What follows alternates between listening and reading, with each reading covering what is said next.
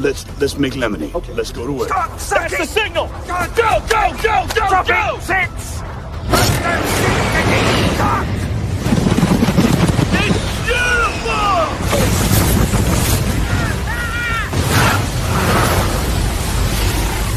Mother Nature just pissed her pants, dude! Start your day with a jolt of energy and no-holds-barred opinions. This is The Rush, where Travis Justice and Ross Peterson bring you bold, unfiltered, and uncensored takes on sports, life, and everything in between. Buckle up and let's go.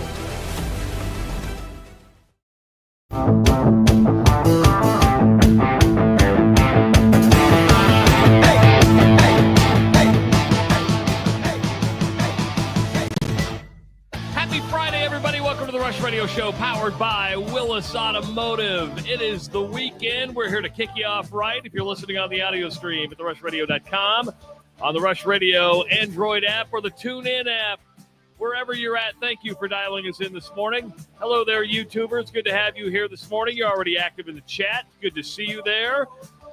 Go ahead and hit that subscribe button if you haven't done so already. Like this video. Start leaving your comments in the comment section. And, of course, you can also reach out to us via X, Facebook, and Instagram. His week is coming to a close. I think he's a little bit sad.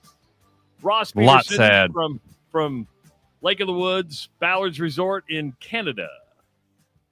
Lot sad. Canada. Don't be sad. Be happy it happened. Be happy because that's the attitude. That's the attitude right there, right?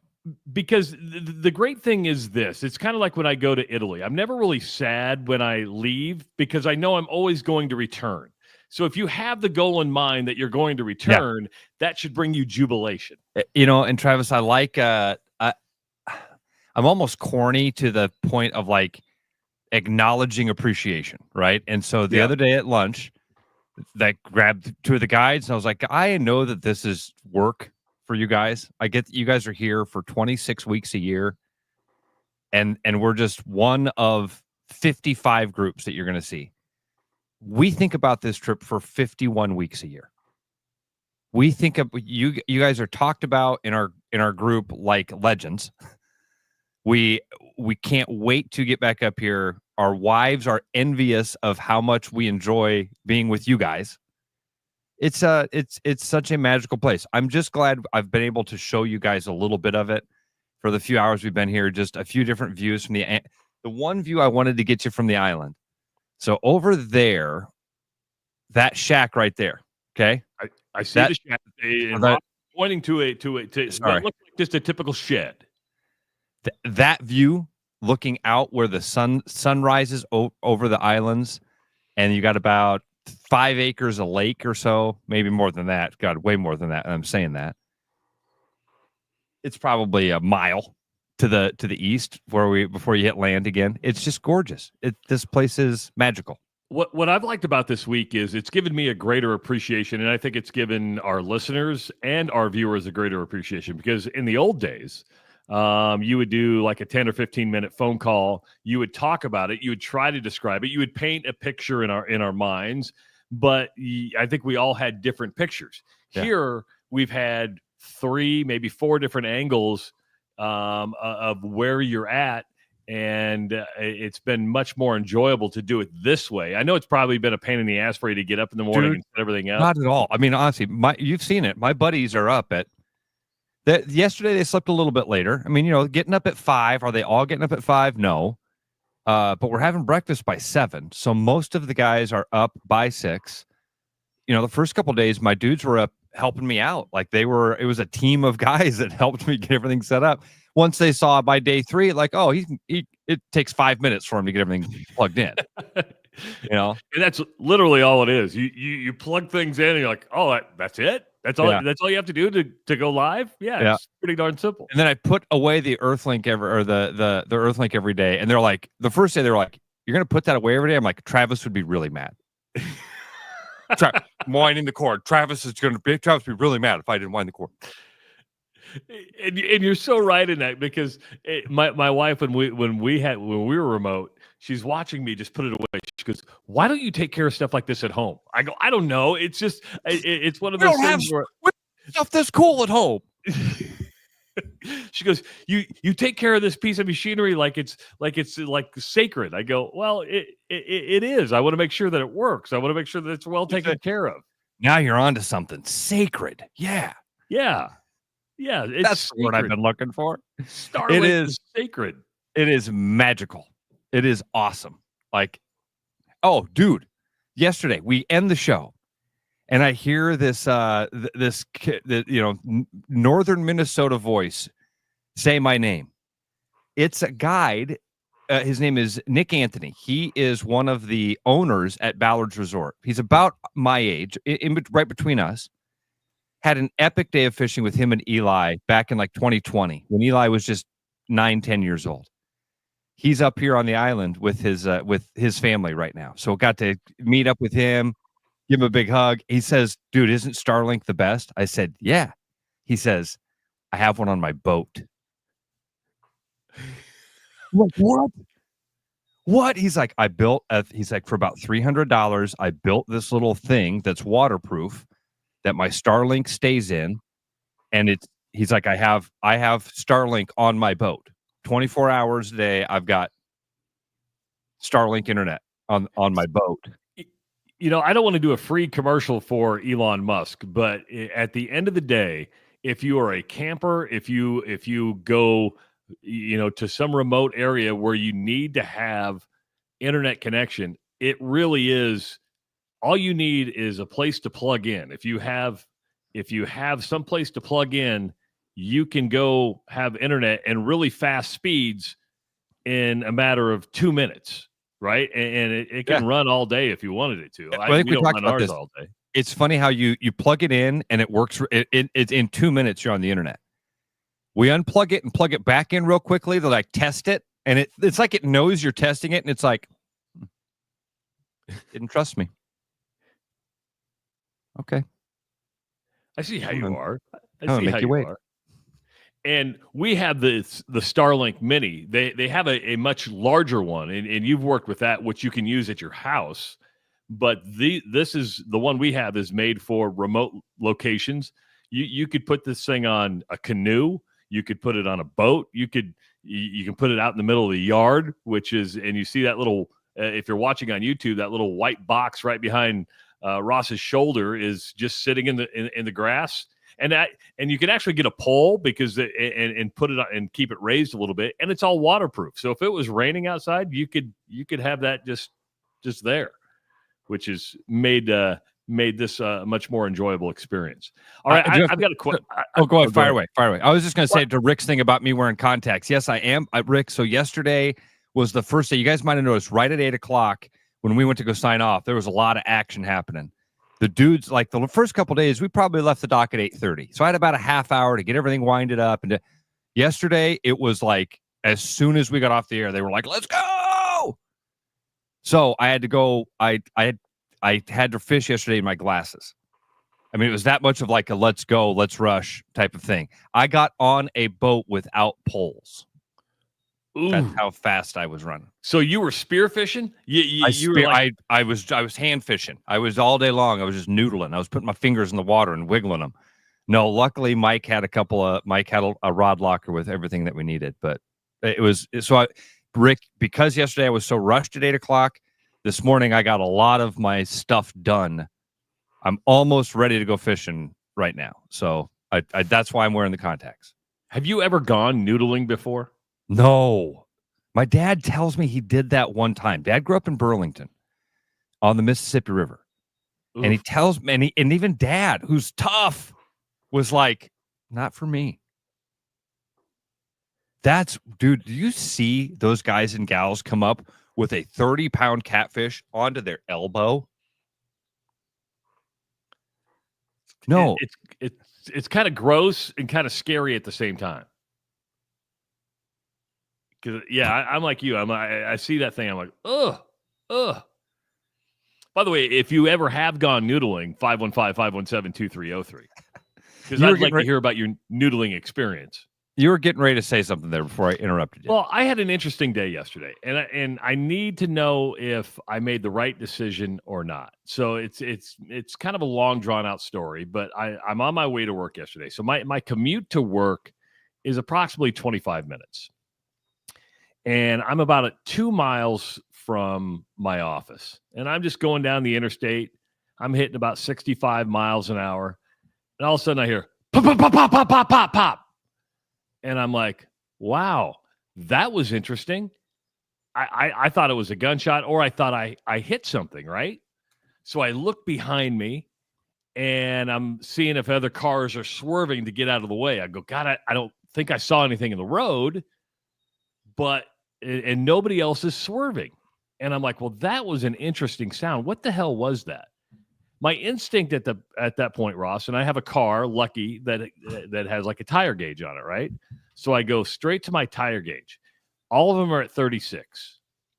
Then all of a sudden, the left passenger side rear tire goes from 36 to 30 to 25 to 20 to 15 to 10. Car to starts 5 pulling to 0. It never started pulling, but I started slowing down, right?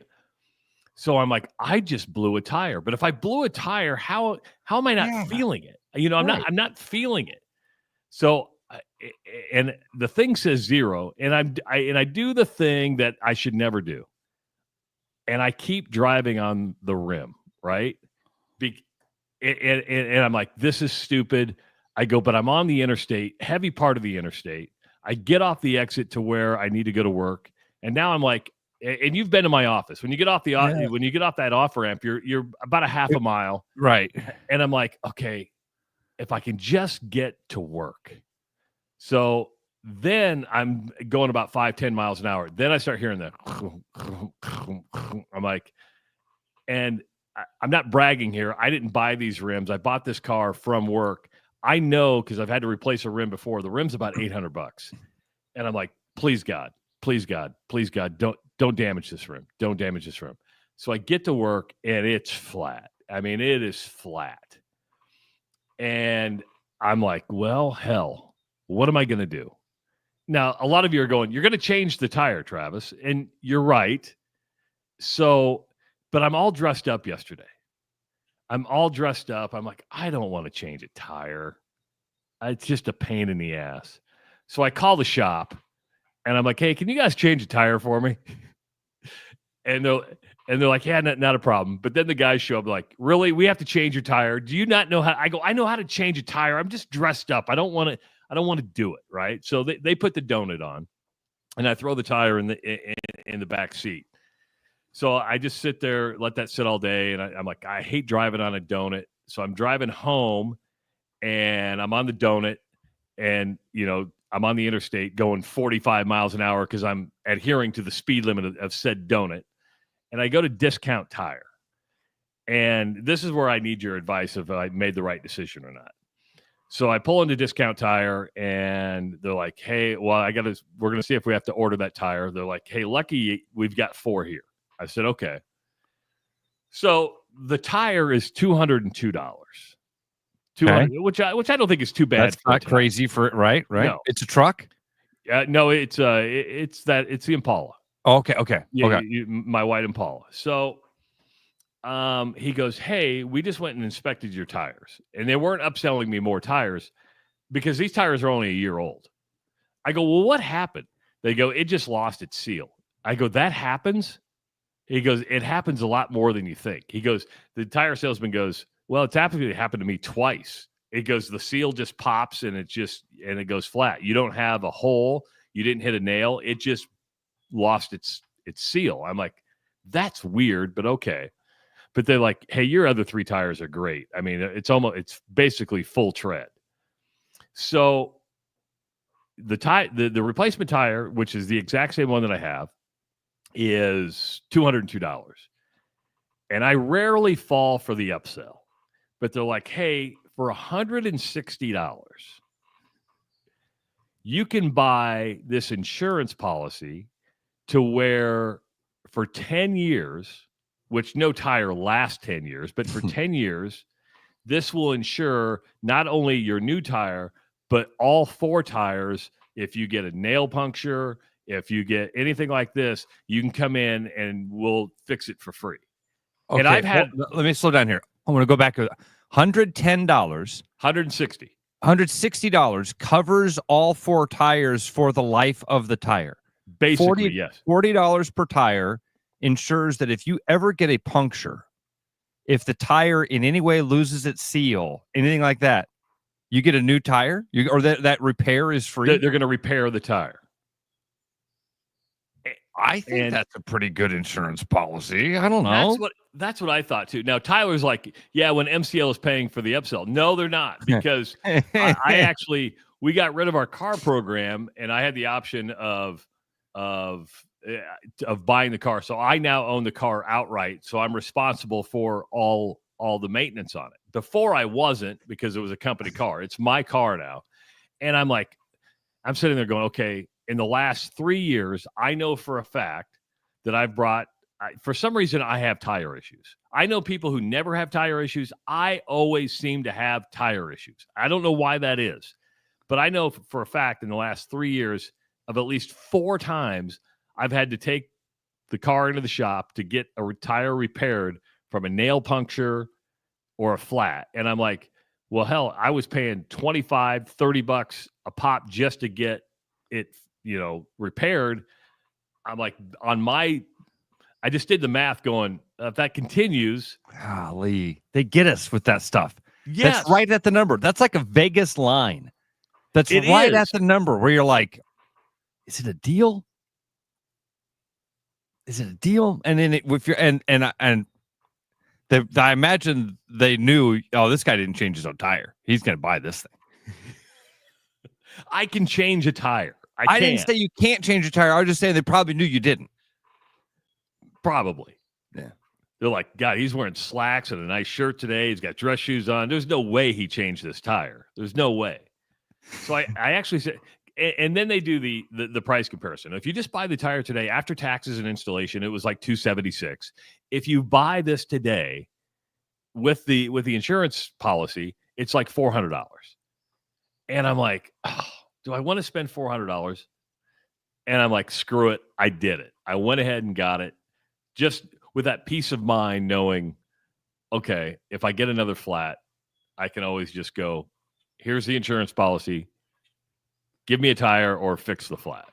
Oh, here's the deal, Mr. Justice. That only covered the sidewalls, and it turns out that this puncture, this went through the tread, and your program doesn't cover the tread. Oh, I'm joking with you. No, you might be right, because the word sidewall came out of his mouth like 3 times. He goes, if you get a nail in the sidewall, I never thought of, well, if it goes through the tread, which you can plug it. I bet it's the opposite way. It's everybody in the comment section is giving Discount Tire like some major love. Dude, you see that? No. There's a lot of people in there saying they are a fantastic company. Look at Nathan's comment here. He says, sorry, Nathan. I love Discount Tire. I literally don't know how they make money. They've swapped and given me several free tire repairs. Greatest warranties for tires. There you go. Okay. Unless Nathan works for Discount Tire. It's funny. I will admit this, that it was a good experience. Sometimes when you go to a place, you don't know how they're going to treat you. It was a pleasant experience to where I fell for another upsell, because I'm like, okay, whatever. They're like, well, now that you bought this, when's the last time you replaced those wiper blades? Because they're big on wiper blades and they're big on tires. And wiper blades and tires, right? Yeah. And so I'm like, fine, put the damn wiper blades on. I don't care. It's like, go ahead, wiper blades. Tire shops are like the microwave of mechanics. They can do like 2 things: tires and wiper. You got tires and blades? I got blades and tires. I can sell them both to you. I mean, what are the most common upsold items when it comes to the car? It's got to be the wiper blades, and it's got to be the air filter when you get your car. Because when you get your oil changed in your car, if you go to one of those 20-minute places, which I usually do, they'll come out and go, oh, look at your air filter. Dude, I was talking about Willis the other day, all right? And first of all, you and I always talk about how it's the people, right? When you when you meet a person and you're like, oh, I think this person's taking care of me. And that's what the experience I've had with Dylan there is like a dude that's looking out for me. A couple of times I've been like, you can do this repair. Car's driving fine. Ryan says that the rule there is I want you to treat every car that comes in like it's your mom's car and your dad's paying the bill. That's a good philosophy. Like that, if to pull in and think that your mechanic is looking at your car like that. I need to make sure this car is safe, that my mom can drive it, but also I got to make sure that dad doesn't get mad when he sees the bill.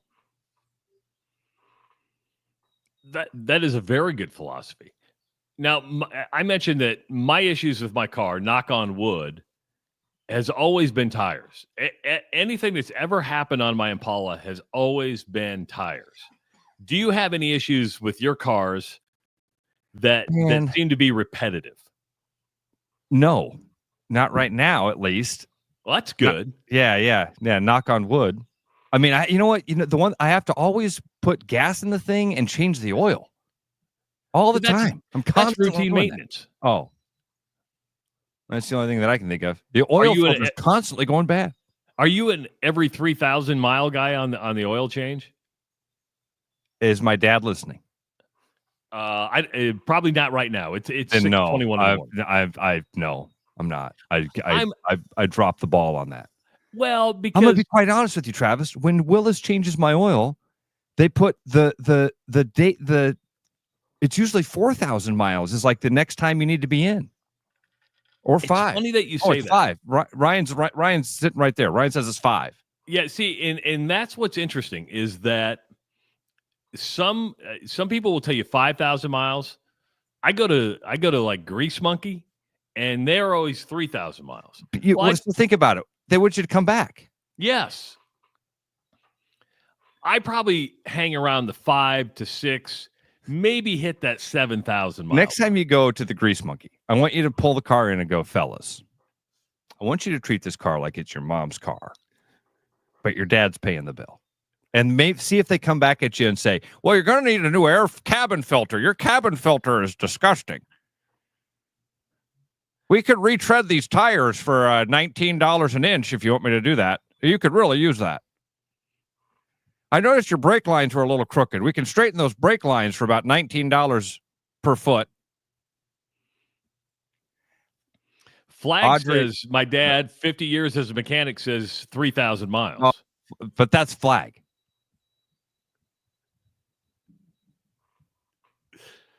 Yeah. We're at Flag's house the other day. I'm talking to his brother, Matt, and I said something about, something that Chris had said to me.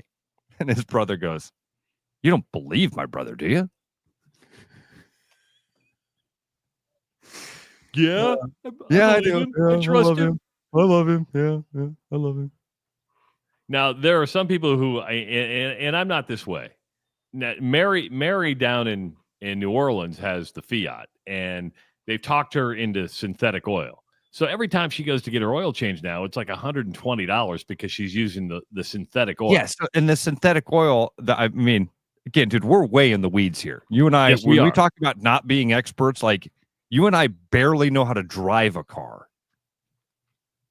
Pop a hood in a car. I can point to the engine. I think if you pop a hood, I can show you where the engine is.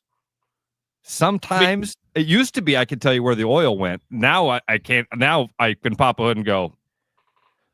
I mean, when I was growing up, and I don't know if you were this way. When I was growing up, every time we stopped for gas, my dad would you would check the oil so you knew where the dipstick was. When was the last? I can't tell you the last time I pulled a dipstick out of an engine to check the oil. I have an electronic thing that tells me my life expectancy of my oil. Yes. The last time I checked my oil, I was driving down the road and I hit the little button. Okay, good to go. Yeah.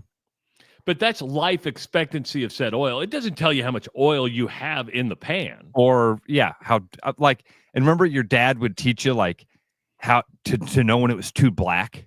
Yes. Yeah. All right. Can you see it? Can you still read can you see the little dots in behind the oil? If you can still see it, you're good to go. But once it gets black like that, and then you'd pull it out one time and it was tar. You're like, oh, I waited too long. Most of the time, and you're right, they give you those stickers. They put it. Most of the time, you forget about the sticker, and then you look up, and you're like, "Oh, I should have changed oil like 2 months ago and 4,000 miles ago. Maybe better get this thing in. I'll get around to it. I love also Flag's dad, Evie, mechanic for 50 years, and also tournament fisherman. Really? Yep, he's basically lived a life. Man's a man. That is a man's man, right there. Man's man. You can work on cars and you can fish. Man. Yeah. What a life. I do have a question about the scenery behind you, and I was wondering about this because you're sitting on the front porch of a cabin that you're on. Yep. Is that also like a campground? So if I didn't want to rent said cabin, could I come and like just pitch a tent? No. I mean, listen, if you brought a tent out here, you'd get some funny looks. And I'm sure people would say, sure, go ahead and pitch a tent if that's what you're wanting to do. But there's a warm bed. There's a warm bed and a shower right here. And you still have that camping experience. I mean, you can see we got the campfire there and so you can absolutely have that camping experience. You can see 3 of the camping chairs there. What you can't see is that there's a kayak laying right along the shoreline right there. And that is set up that way because the kids have been playing this game called Spike Ball. Have you ever seen Spike Ball, Travis? I don't understand Spike Ball. It is one of these made-up games. And all games are made up, by the way. Just hold on. All games are made up. That's true. That's true. But it's one of those things where, you remember when Hacky Sack came out? And I remember I got a hacky sack when I was young, and it took me about 5 minutes to realize this is stupid. This is just really stupid.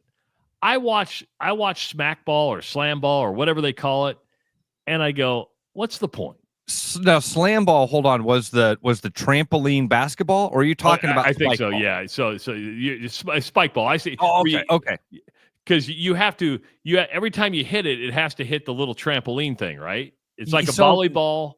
Not every time. We learned some rules. We watched the kids play it. I didn't play it because, I care about my Achilles and ACLs. Because you're a 55-year-old or 45-year-old man. But I was a volleyball superstar here on Sunday night. You should have seen it. I looked like Karch Karai out there. Remember St. John Smith? No, I picture you as Val Kilmer in Top Gun when they're out there playing volleyball. And you've got your abs. You're all ripped. You're like that was me. I was shirtless. I was ripped. You know me. Yeah. Yes. I had sunglasses. I was finger gunning folks all over the. Got the music playing in the background. I'm an athlete, but I don't play spike. But I don't play spike ball. And so we watched the kids play it the other night, and it's a 4-person game, but you're on teams. It's 2 versus 2. And so it's kind of like volleyball or 2-person ping pong. And the same rules apply as volleyball. When the ball hits the net, that's almost a tantamount to it going over the net in volleyball. The other team now has 3 touches to get it to hit the net again. Oh, okay. Okay, so that might give you a little bit of a understanding of it. I will tell you, when you first sit here and just watch it, you know nothing about it.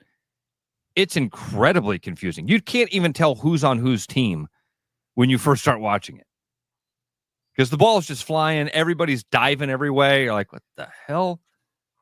So one of the only young lady that works here, she was playing with the guys. And so I grabbed, like, Neva, what are we watching? She's like, all right, I'm on a team with that guy. Here's the rules. Gave me like a quick 30-second thing. And then went out and started playing. It was like, okay, now we understand it. Don't want to play it. Can't play it. Yeah, when I play games, I don't want to think. I don't want to. I want to be instinctive, reactive, and just kind of know. I don't want to sit there and go, you can hit it 3 times before I have to slam it against some trampoline. 515-517-2303. It is a Friday. We're just going to be hanging out, having some fun. Got some stuff to talk about. And we'll continue those conversations when we come back on the Rush Radio Show, powered by Willis Automotive. The Rush Radio is now on the free TuneIn app, allowing you to enjoy the show on Apple products and Android Auto. Download the free TuneIn app and search The Rush Radio to take Travis and Ross wherever you go. Your house wasn't built for bats, birds, or raccoons, but try telling them that. At Bats and Bugs Pest Solutions, we've been helping Iowans take back their homes for over 20 years. We use cost-effective, eco-friendly methods to solve wildlife and pest problems the right way. Whether it's bats in your attic, birds in the vent, raccoons in your chimney, or moles in your yard, we have long-term solutions. Call Bats and Bugs Pest Solutions today at 515-218-3400, and let's make sure your home doesn't become their home. The Royal Mile, where everyone's a wee bit British. The Royal Mile is downtown Des Moines' living room with classic pub favourites. Pair them with a glass of whiskey or an expertly poured Guinness. It's bloody brilliant. The Royal Mile, a proper British pub. There's always something new at Fong's Pizza. The patio is open and ready for you, your friends, and an ever-changing menu of tiki drinks. Or try our new noodle dishes alongside your favorite slice. It's all happening this summer at the new Fong's in the East Village.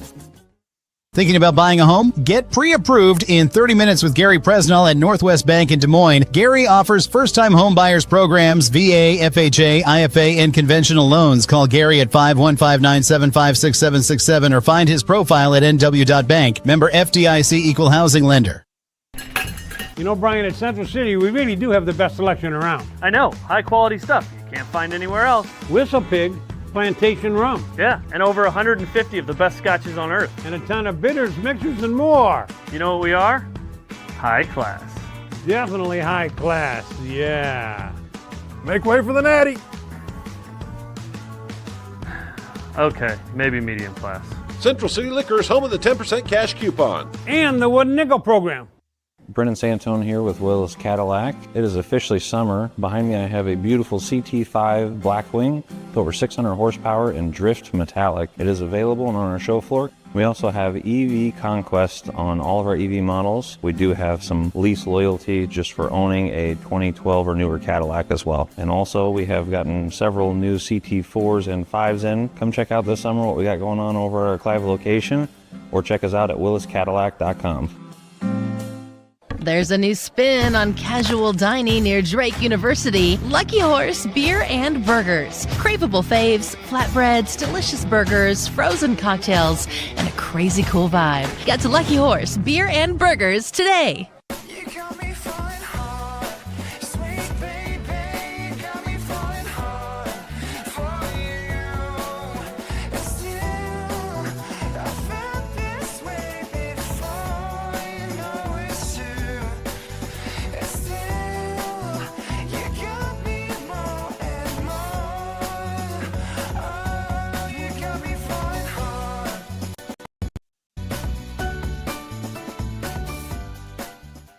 The best bread is made from scratch, freshly baked with locally sourced ingredients and love. At Big Sky Bakery, we take great pride in our delicious products. We know you'll enjoy them almost as much as we enjoy baking them. Find us at the downtown Des Moines Farmers Market every Saturday.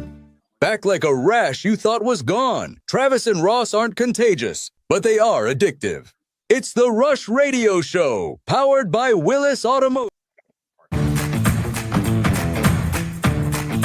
Welcome back to the Rush Radio Show, powered by Willis Automotive. Don't forget, if you want to represent the Rush Radio Show out and about, you can always get yourself a Rush Radio hat, shirt, sweatshirt. Just go to therushladio.com, click on that merch tab, and make yourself a purchase. They turn things around fairly quickly, and they'll be out the door and in your hands within like 6 to 8 business days after it's shipped. So Rush Radio Show merch at therushladio.com, and click on the merch tab, where 15% of all of our merch sales will go to Can Play. Can Play, great organization, does great things to get people active and playing sports. Ross, I reached out to Paul Parizek today, and probably no surprise I haven't heard from Paul because, well, he's a busy guy, and his wife is going head-to-head with us right now. So I didn't even think about that, too. Yeah. I saw Paul. I've said this 1,000 times. I love that guy. Paul's a great dude. Great dude. The best. Like the admirable man. But he probably got my text and was like, yeah, I don't want to deal with that today. Imagine he's a very busy guy, too. Listen, you're right. That now competing with Heather might... yeah. Might cause more problems for us trying to get him on, but I'm Gets home assuming from work. What'd you do today, honey? Well, I did Travis and Ross's show. You did what? You did what? I did. I assume you reached out to him about the Waveland thing. Yeah, that's what I wanted to talk about because, and I found out about this last night. An emailer alerted me, and because it's not that I'm perusing, websites and news stuff all day long. And I don't know if you heard about it yesterday, if stuff got back to you. But at Waveland yesterday, they had to shut the golf course down. They had to evacuate the area because they found a freaking pipe bomb in an area that's not really walked a lot. But obviously somebody must have been walking along there and went, what the hell's that?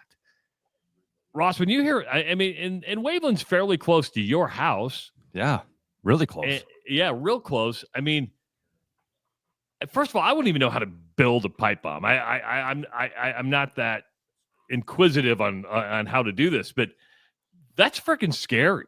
I mean, scary.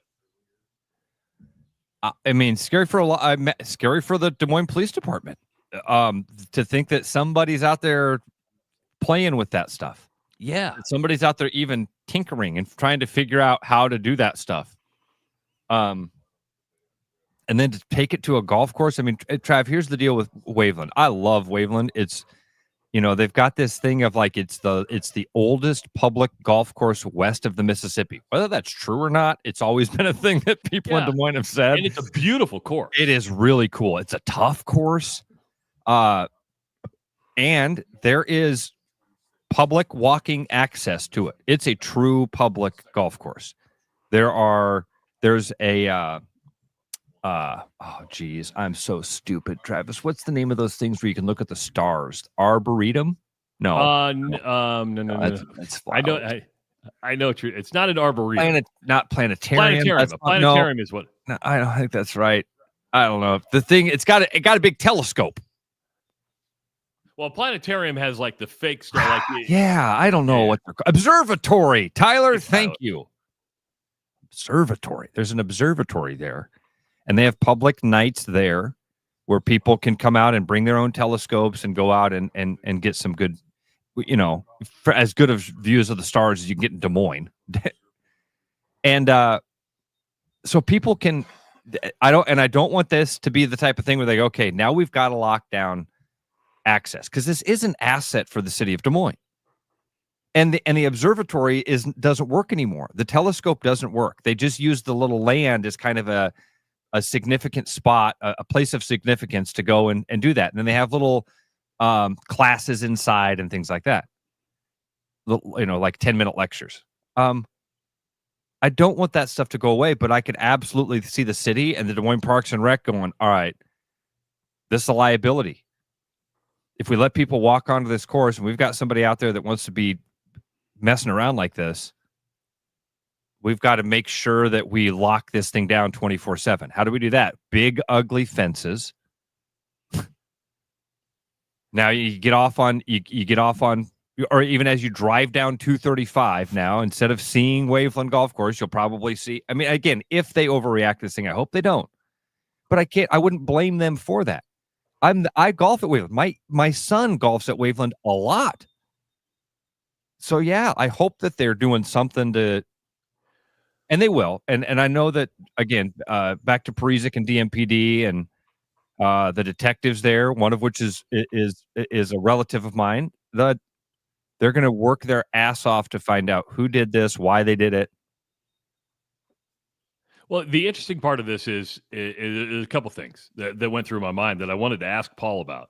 Was one, they searched Waveland. They probably got dogs out and stuff like that. And they didn't find anything else. They had the guy in the big bomb suit, right? And I'm like, can you imagine getting that call?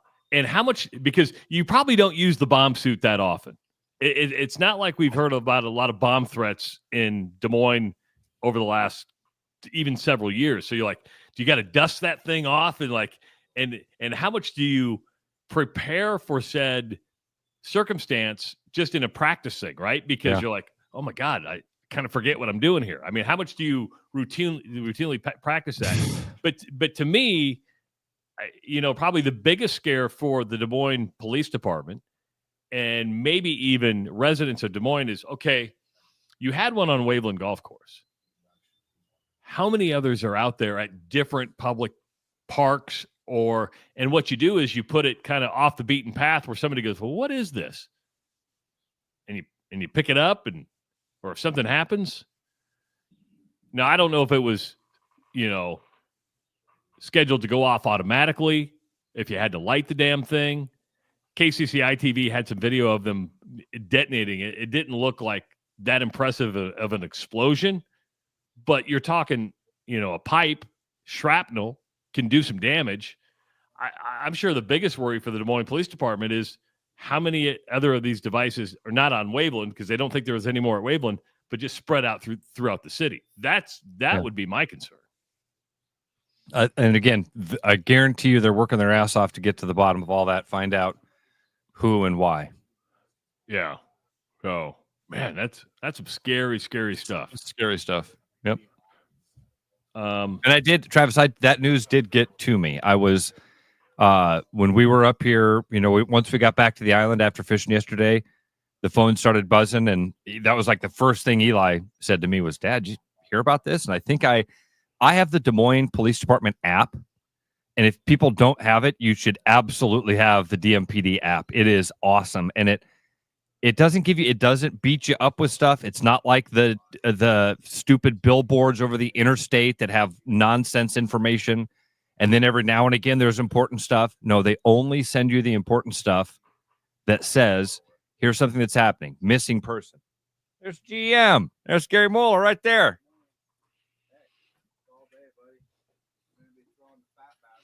Ross having a random conversation, which is good, with Gary, who was on yesterday with Bruno, called Bruno Hemingway.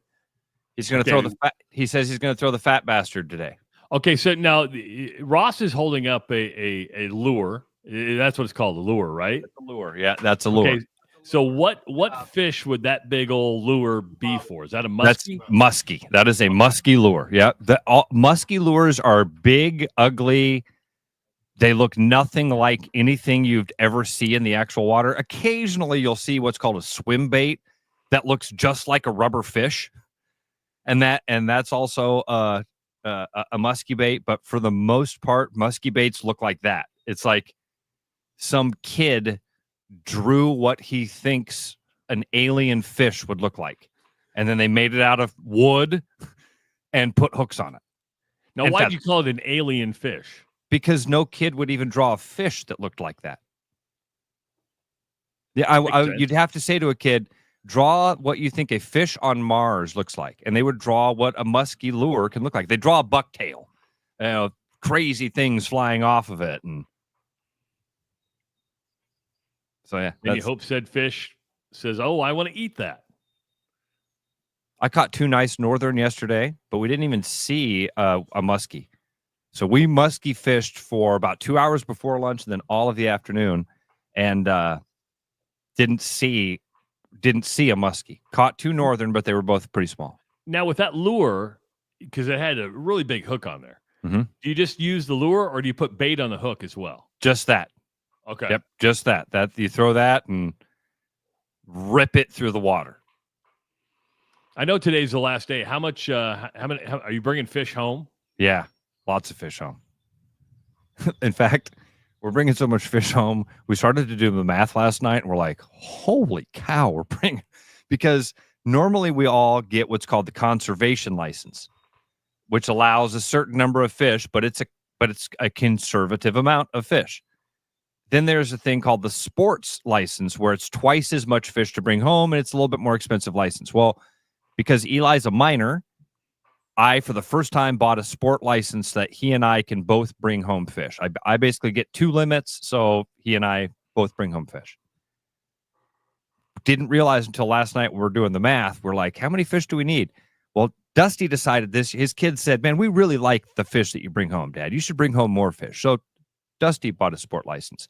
Well, Tyrell brought his son up here, and so he bought a sport license.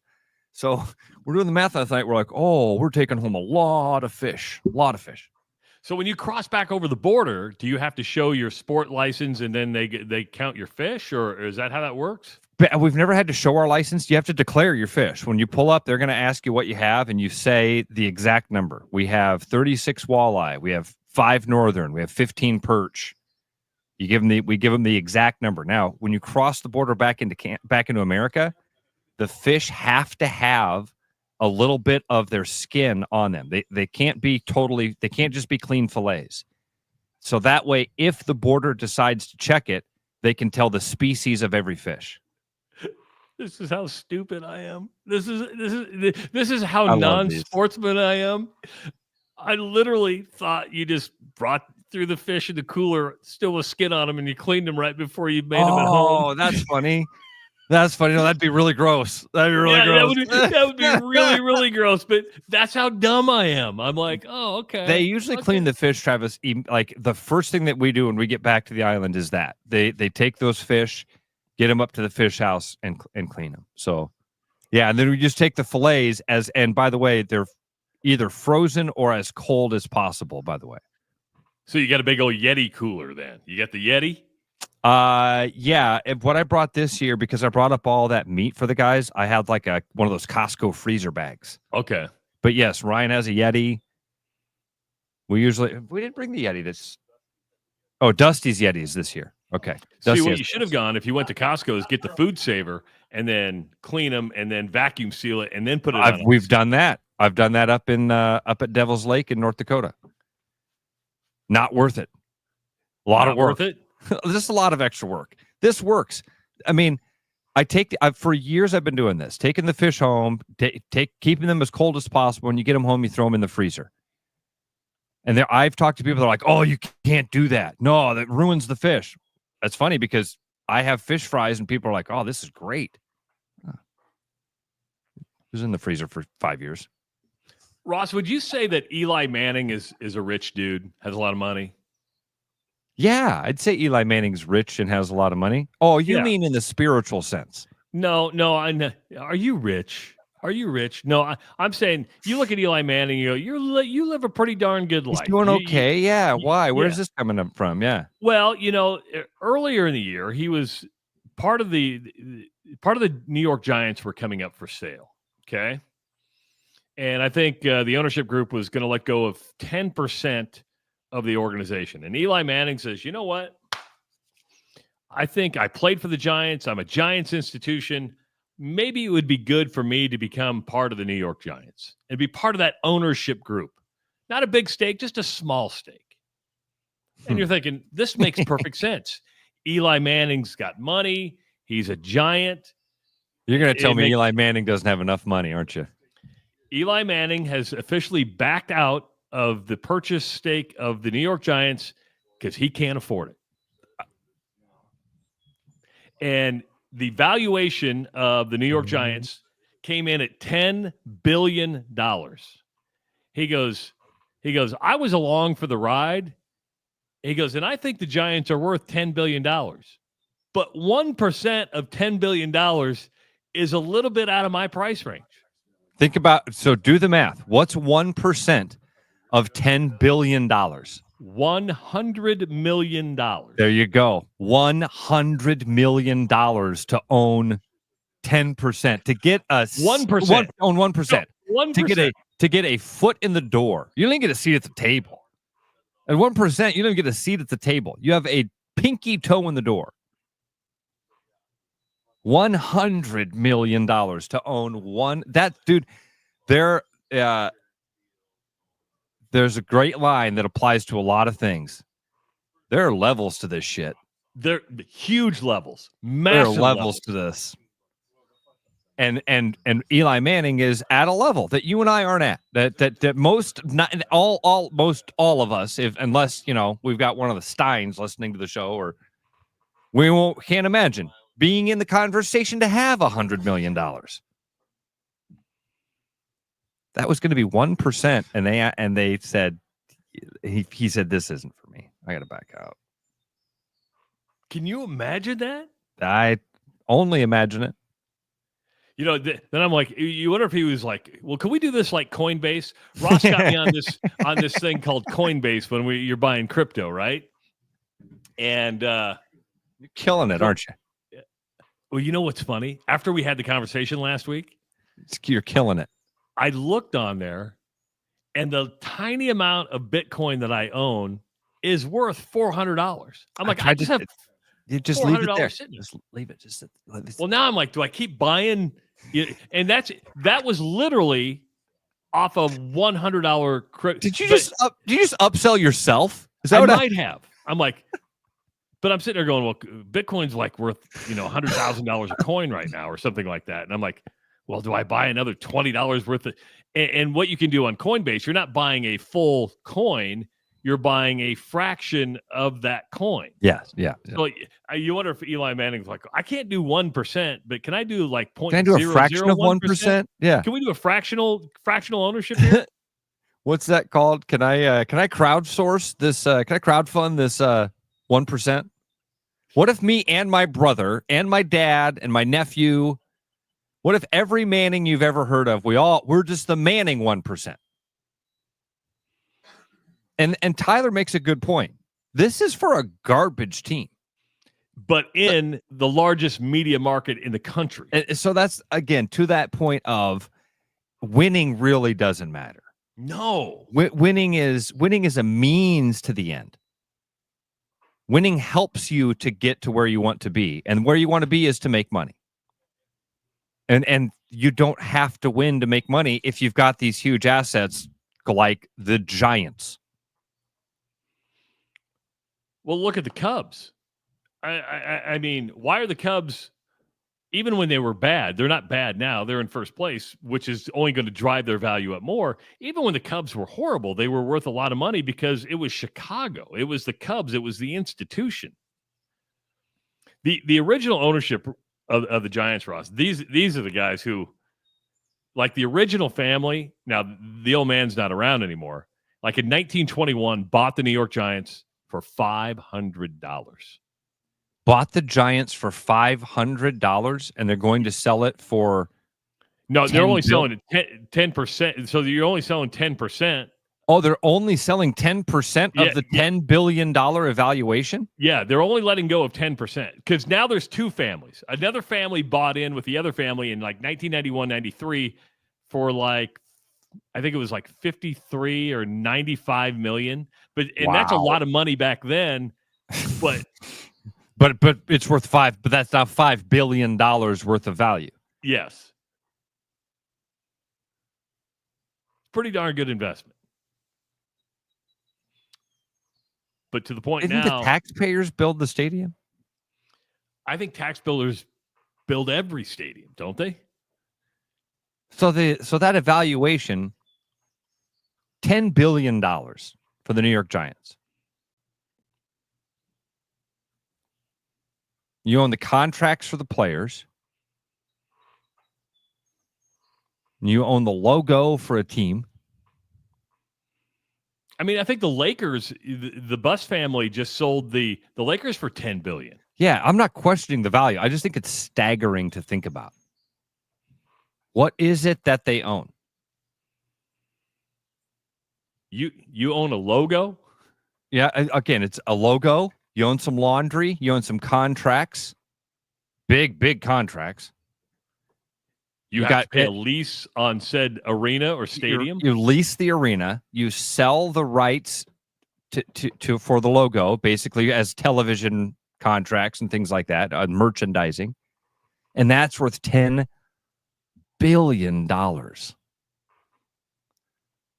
Eli Manning has to back out. It's not for me. There's levels to this shit. I just got squeezed.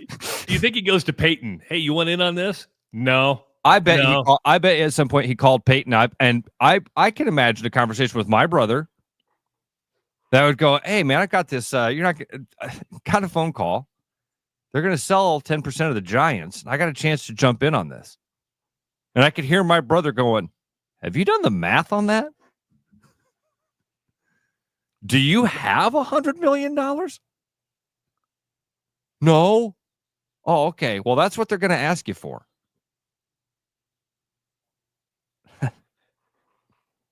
John asked, how much did Tom Brady pay for the Raiders? So Tom Brady's in a different tax bracket than Eli Manning. Tom Brady purchased 10% of the Las Vegas Raiders for approximately $220 million. $220 million. Tom Brady got 10% of the Raiders. Yeah. And poor ass Eli can't even afford $100 million. Weak. And that's a 10% with the Raiders being valued at $3.5 billion. Raiders are worth $3.5 billion at the time. And the Giants are worth 10? Yes. Now, that would have been 2 or 3 years ago. I bet the Raiders are probably That's worth, true. with the new stadium, everything like that. Being in Vegas has to raise that value of that, maybe double it right away. Yeah.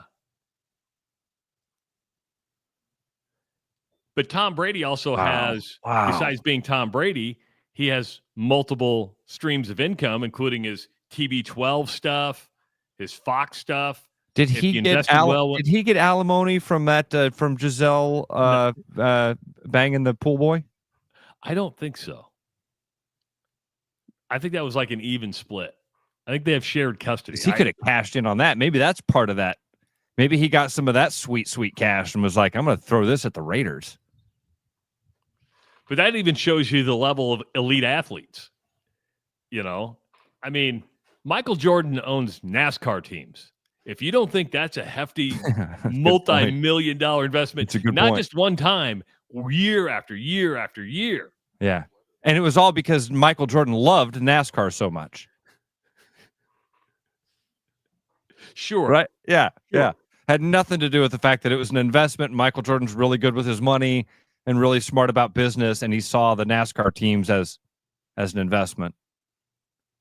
Yeah, he just loves the sound of the engines. Oh, Michael Jordan. Somebody comes to me and says, would you like to invest in this? How much?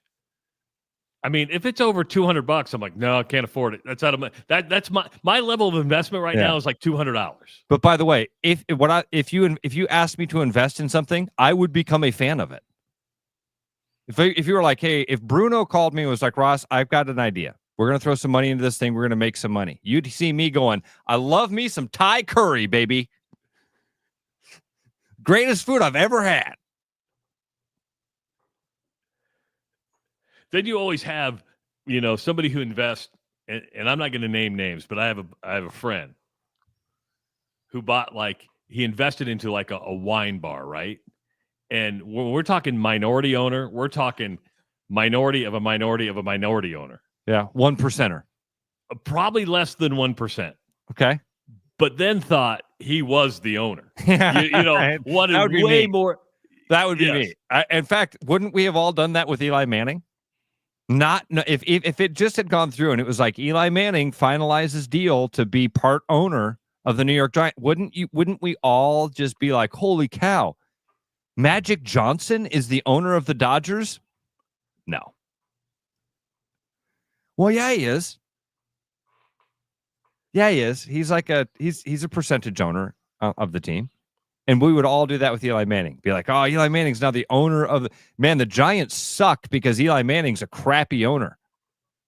Eli Manning, by the way, doesn't even have the phone number of the owner. They've never met. I've never met. They changed the number on him after he stopped playing for said Giants. They're like, okay, we're gonna. Eli keeps calling us. Let's get rid of. Let's change our number. He's the Hall of Fame quarterback that led you to a couple Super Bowls. It's now a 1% owner, and they have to remind the other owners. Why does that name sound familiar? Eli, is that the guy that owned Microsoft for a while? No, he was our quarterback. Oh, he was one of the players. He's one of the players. Credit Eli for just being upfront and honest, going, too rich for my blood. Yeah. I can't afford it. Yeah, right. That's kind of a humbling thing to say. This is out of my price range. Because not too many people say, no, I'm just, most people just say, I've lost interest. I got outbid. He just flat out said, I don't have the money. I don't have the money. AI's estimate for the Yankees is $8.2 billion. And, but valuations, because Forbes, I think, had the Giants at like $7.7 billion. But Ross, what happens when you sell a house? If it's appraised, it's what? Yeah. usually it sells for more than the appraisal price and normally sells for the tax valued price. You got that. You've got these things back. I'm saying, you're like, oh, we got to get an appraisal. It usually comes in at what you want to buy it for. Yes. I look at my tax estimate less. Yeah. The taxes always, because I don't like my tax evaluation. But the question is, what would you sell your house for? Yep. Then you just walk out the door and go, okay, I'm done protesting. 515-517-2303. Hour of the books, hour to go. It is the Rush Radio Show, powered by Willis Automotive. The Rush Radio is now on the free TuneIn app, allowing you to enjoy the show on Apple products and Android Auto. Download the free TuneIn app and search The Rush Radio to take Travis and Ross wherever you go.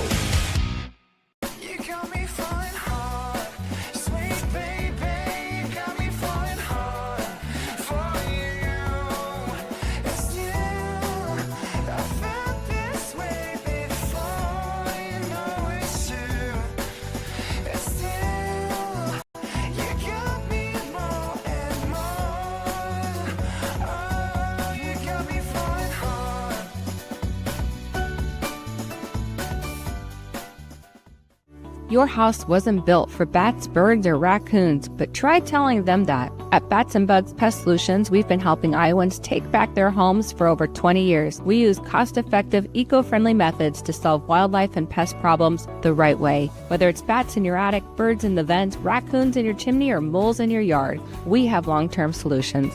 Call Bats and Bugs Pest Solutions today at 515-218-3400, and let's make sure your home doesn't become their home. Hey everybody, Mason Miller, sales manager out here at Willis Infinity. We have some great stuff going on this month. Right now you can get $4,000 off a brand new QX80, 2.9% out to 60 months. On top of that, QX60s are doing 1.9 clear out to 60 months, 2.9 at 72, and even an incentivized rate at 4.9 at 84 months. For more information, come see us in our showroom or visit us online at willisinfinity.com.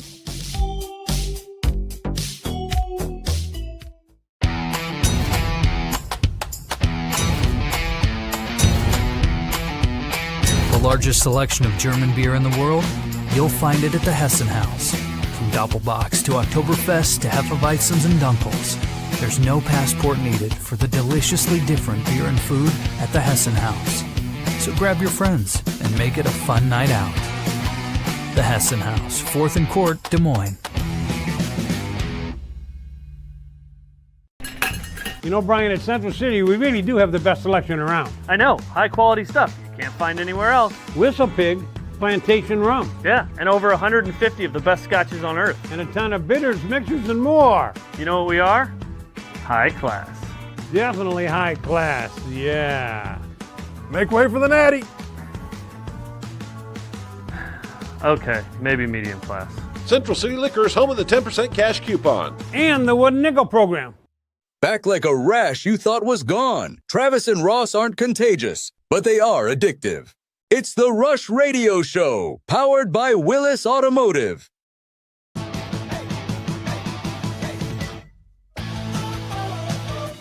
Hour number 2 of the Rush Radio Show, powered by Willis Automotive. You know, the weekend's here. You need to go shopping for a car. You might be in the mood for a new car, a new used car.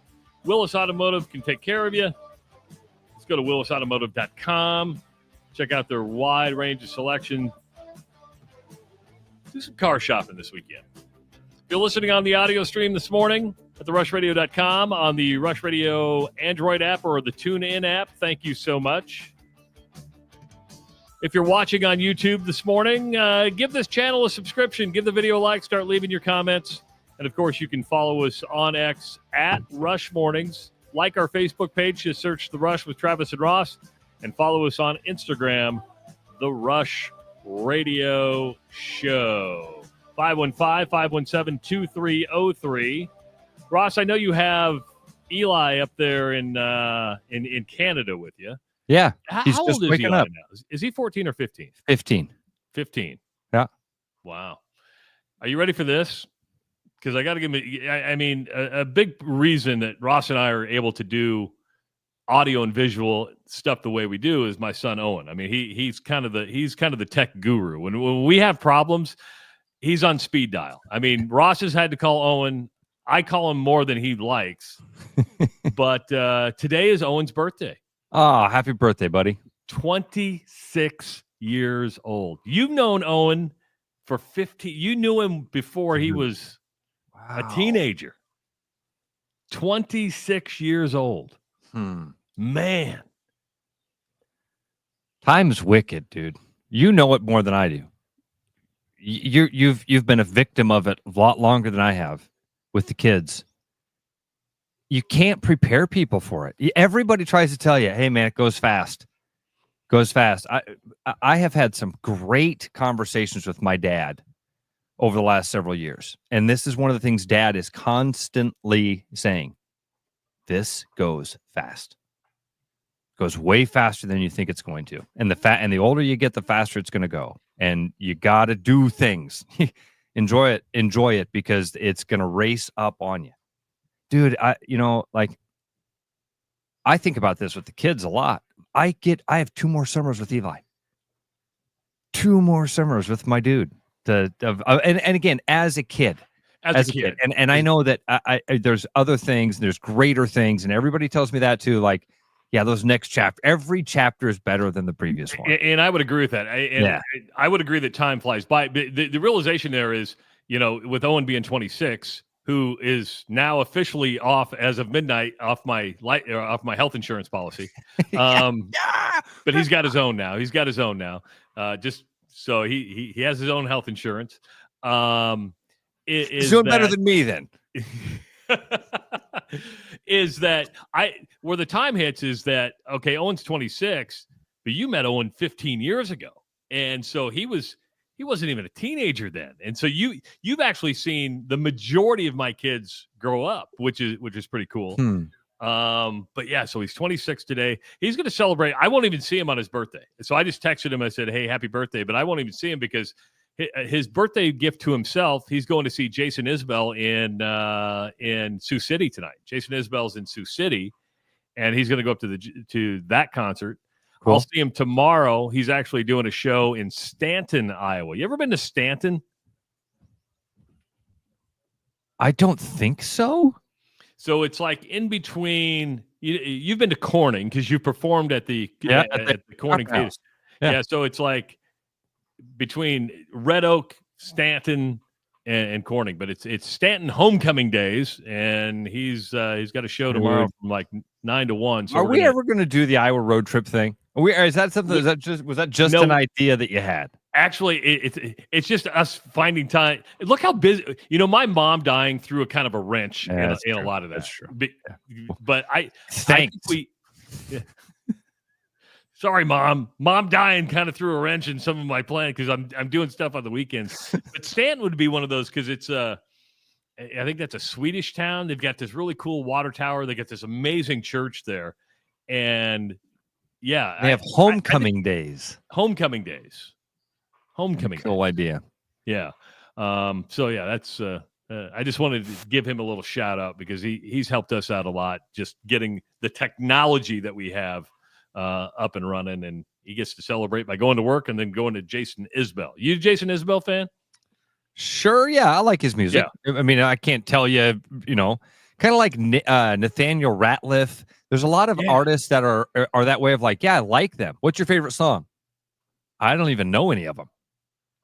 I just know I've heard them and thought, yeah, I'd get with that. Yeah. They're like, I shouldn't even say what was just going through my head because Owen will hate me. And anybody that likes Jason Isbell or Nathaniel Ratliff or any of that genre is going to hate what I would say here, but I'm going to say it. Aren't they kind of an evolution of like Dave Matthews Band? Oh, I know. I would say no. You don't think that no. Okay. Because I think it's a kind of a different style of music. Dave Matthews to me is I'm not saying same style. What I mean is like that young person, it's the music for that. It's that generation. It's that moving target that's always hitting a different generation. Oh, boy. Here. You got to give me a second. We're about to die. What do you mean we're about to die?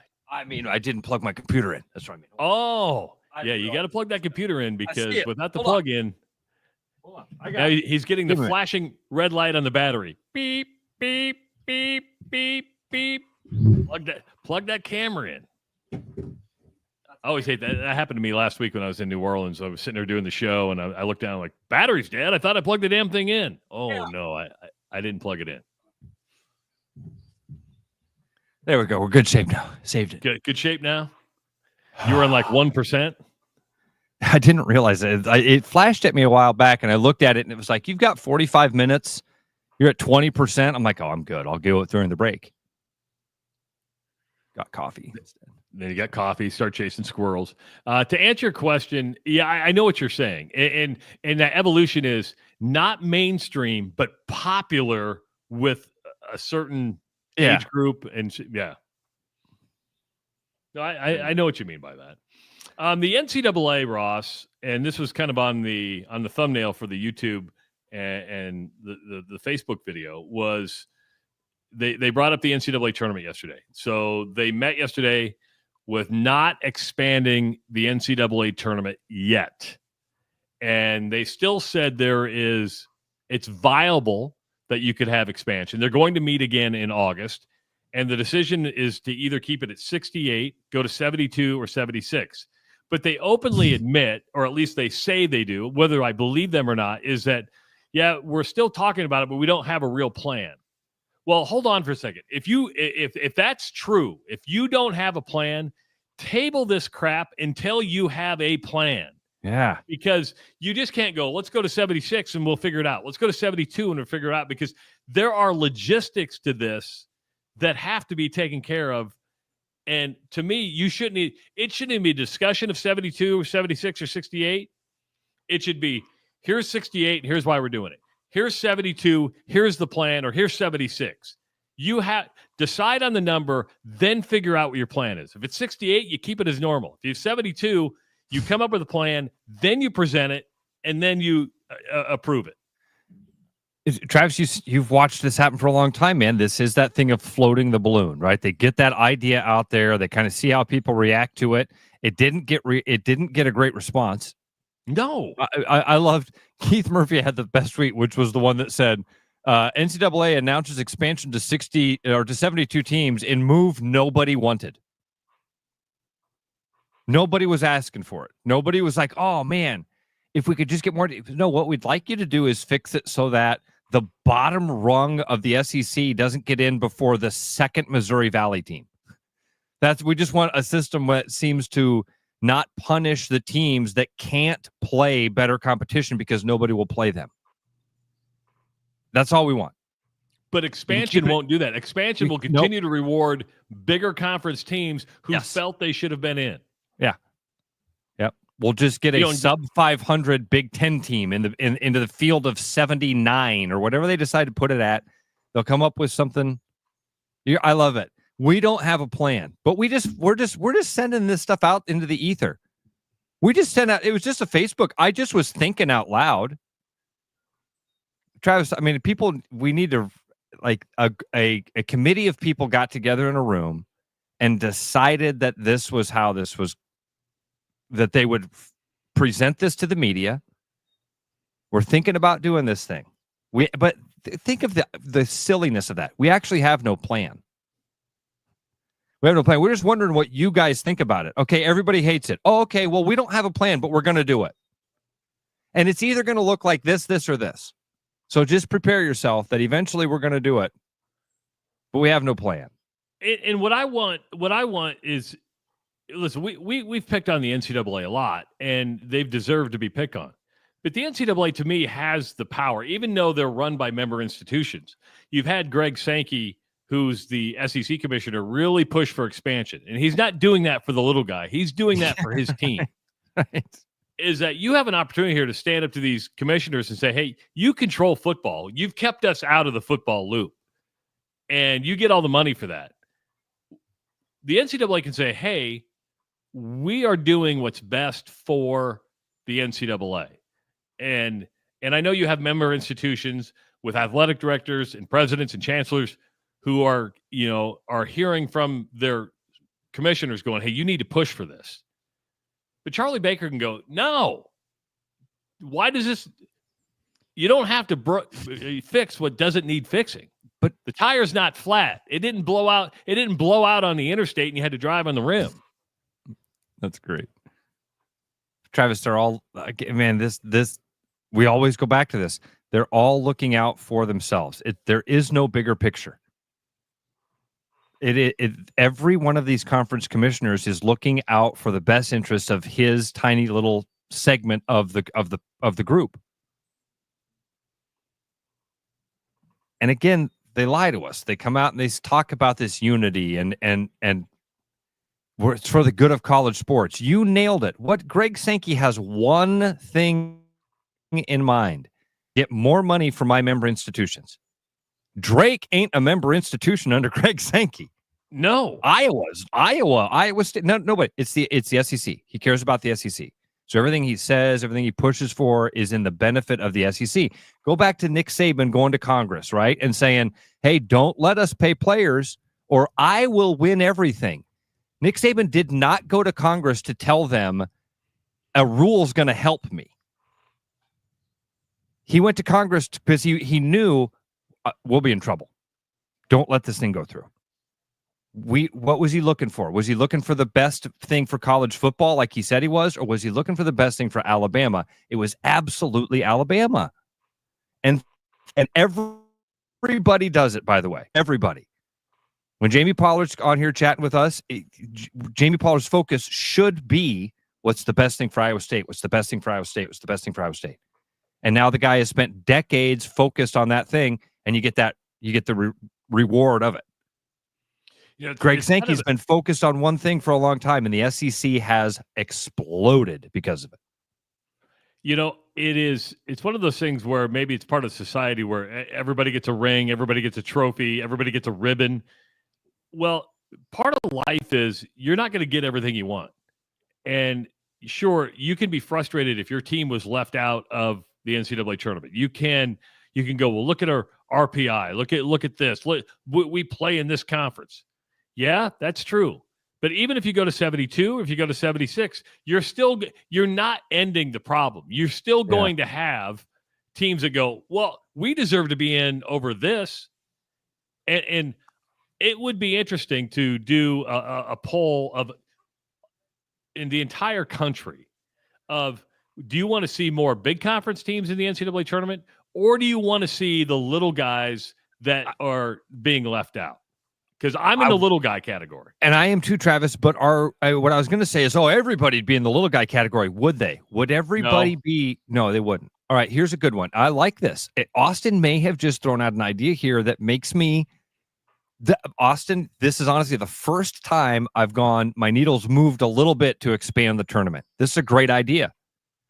And I think hearing this idea, there's actually some really cool stuff here. He says, if they are expanding the tournament, they should take the first and second team from every conference tournament. That would help teams like the Missouri Valley. But think of how much fun that would also make it. First of all, your semifinal games in championship week would now become your play-in game. Winner of the semifinal games in every conference tournament is going to make the NCAA tournament. That's a cool thing. That gives us more of those win in your in games. One. Number two, now every conference championship becomes a preview of NCAA teams. You've never seen Lipscomb and Campbell and Wright State and those teams play before, but now you would know a night before they were going to play that both of these teams are going to be in your NCAA bracket. I'm not trying to sell you on it. I just, when Austin put that up there, I thought, that'd be kind of cool. Here would be the problem with it is, and just let me play devil's advocate. Okay, yeah. Because again, I'm not sold on it. It's 1%. So you're talking, 32 conference tournaments all in? Don't worry, you're there. I think you're talking 32 conference tournaments. So if you took the first and second place teams, what would your expansion number be? You would probably you'd have to expand the conference tournament drastically. Are there 32 conferences? There's quite a few. Let me see. Maybe not that many. 30. And Charlie says the conference championship game would lose its luster. I kind of disagree. I mean, you're right, Charlie. That game would not mean what it means, but instead, you'd move the importance of that play-in game back one day. You double the number of games that matter like that. And I do still think that championship game, would mean something for the seeding. They could write something in that said the champion always gets some sort of better seed or a higher seed or something. But more importantly, you'd get a chance to see those teams. And that time of year, man, we love basketball. How many right now conferences are there are 31 automatic bids. So I was off by one. There's 31 conferences. Yes, and these are awarded to the winners of each of the 31 Division I conference tournaments. So if you took the first and second, well, that benefits the little guy much more than it benefits the big guy. They would never the powers that be would never allow that unless you went to like 100-team tournament. Yeah. All right. Well, see, that's why it was a stupid idea, Charlie. Way to go. No.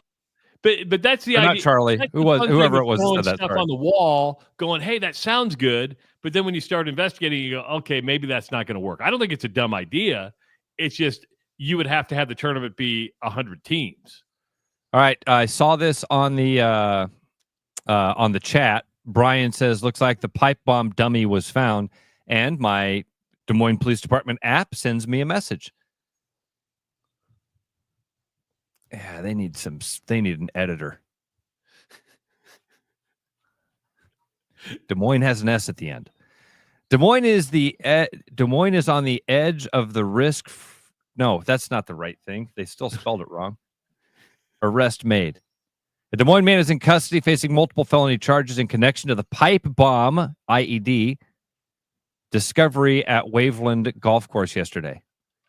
Let's find out. Yes, 41-year-old Michael James Valento says evidence in the investigation led detectives to his house shortly after 12 a.m. this morning. Search warrant in the 5700 block of University. He was not home, but was spotted nearby by patrol officers. Evidence in the case indicates that he detonated a pipe bomb within the golf course on July 3rd. Evidence from that device was recovered by detectives. A second pipe bomb was discovered by golfers yesterday. That device had not detonated, but was determined by Des Moines Police Department bomb technicians to be a live device. Bomb squad technicians rendered the device safe.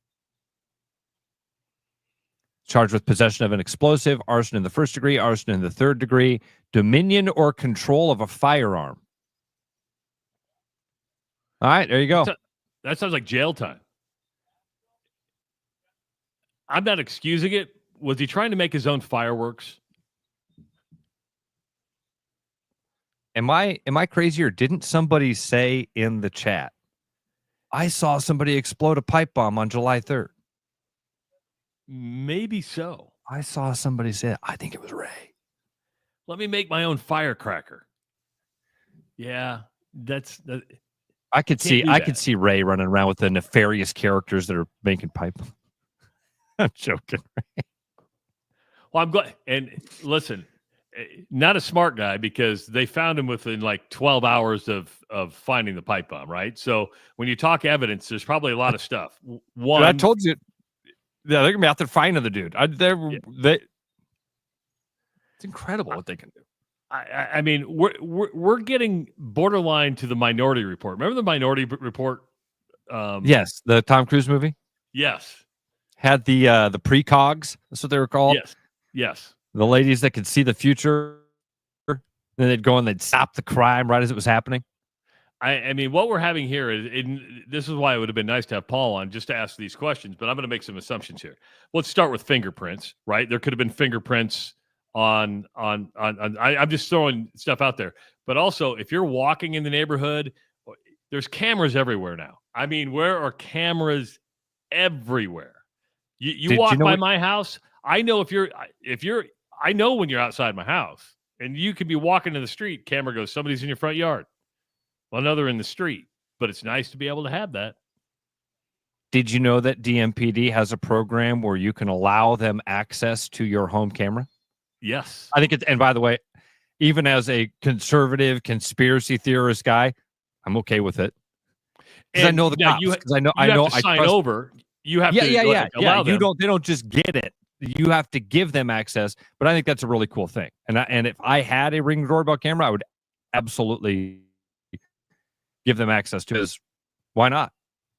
Yeah. Something happens in the neighborhood, they can help solve a crime by doing it. They can do something like this. Like we started the show by saying, man, it's kind of scary. My son golfs at that golf course. He saw that story and was like, Dad, there's a bomb on. Yeah, I hope they find the guy that did this.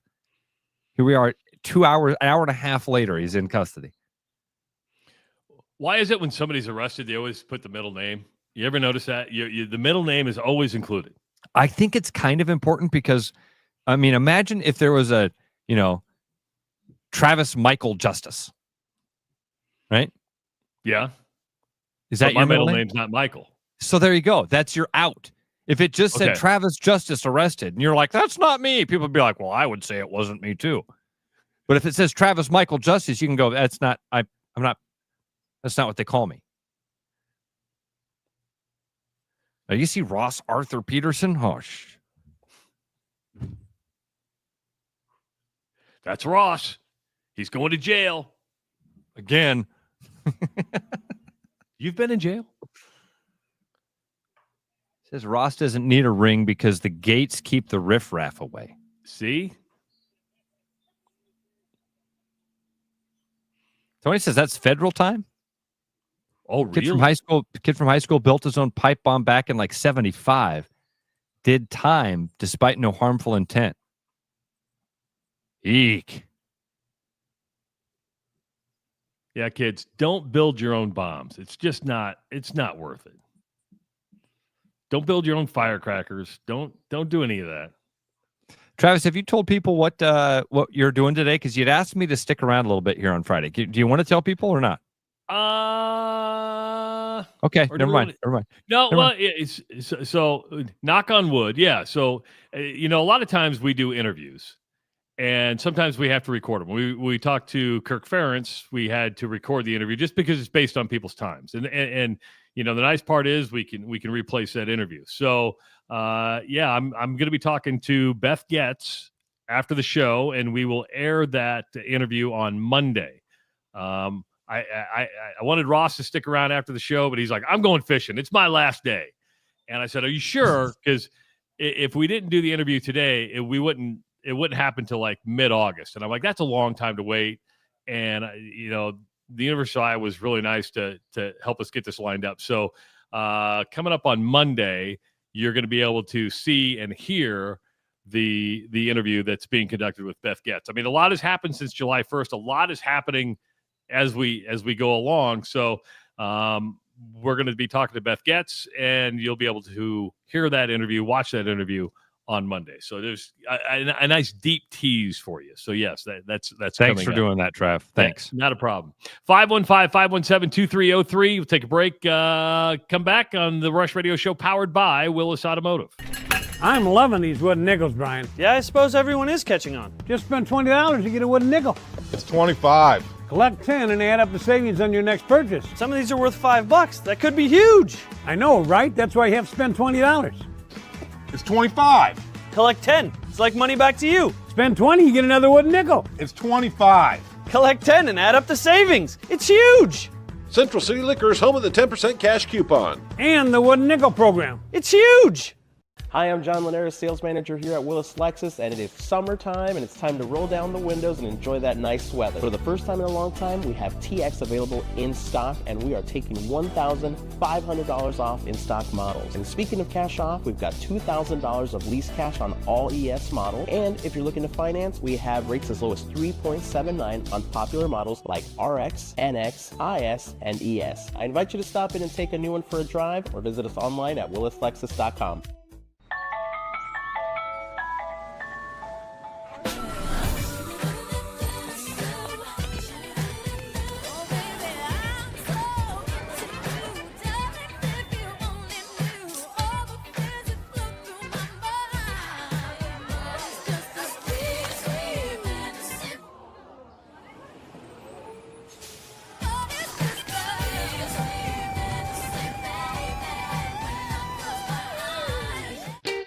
Missing a quality, home-cooked meal? You know, the kind Mom used to make. Lucky for you, we found her recipe book. Welcome to the High Life. Welcome to the Champagne of Bars. Looking for the perfect golf escape? Experience links-style golf right here in Ames at Coldwater Golf Links. With rolling fairways, large greens, and unique routing, it's golf the way it's meant to be played. Whether you're a seasoned pro or just starting out, you'll love our course's welcoming atmosphere and friendly staff. Grab your clubs, book a tee time, and make every round unforgettable. Coldwater Golf Links, where great golf leads to great memories. Visit coldwatergolf.com to book your round today. Hi, I'm Sean McFarland, Service Manager at Mini of Des Moines. School is out and summer is here. Before you hit the road for your motoring adventures, visit us for your oil changes, get your AC checked out, or make sure your tires are roadworthy. Give us a call to schedule or visit us online at miniofdesmoines.com. Back to the Rush. Strong opinions, weak filters, and just enough sense to stay on the air. It's the Rush Radio Show, powered by Willis Automotive.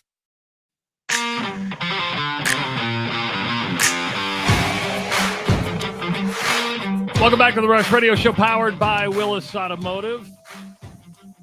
Young Ross has stepped into the passenger seat in Canada. He's given Eli the headphones and the microphone. I have nothing in common with a 15-year-old. I can't hear you.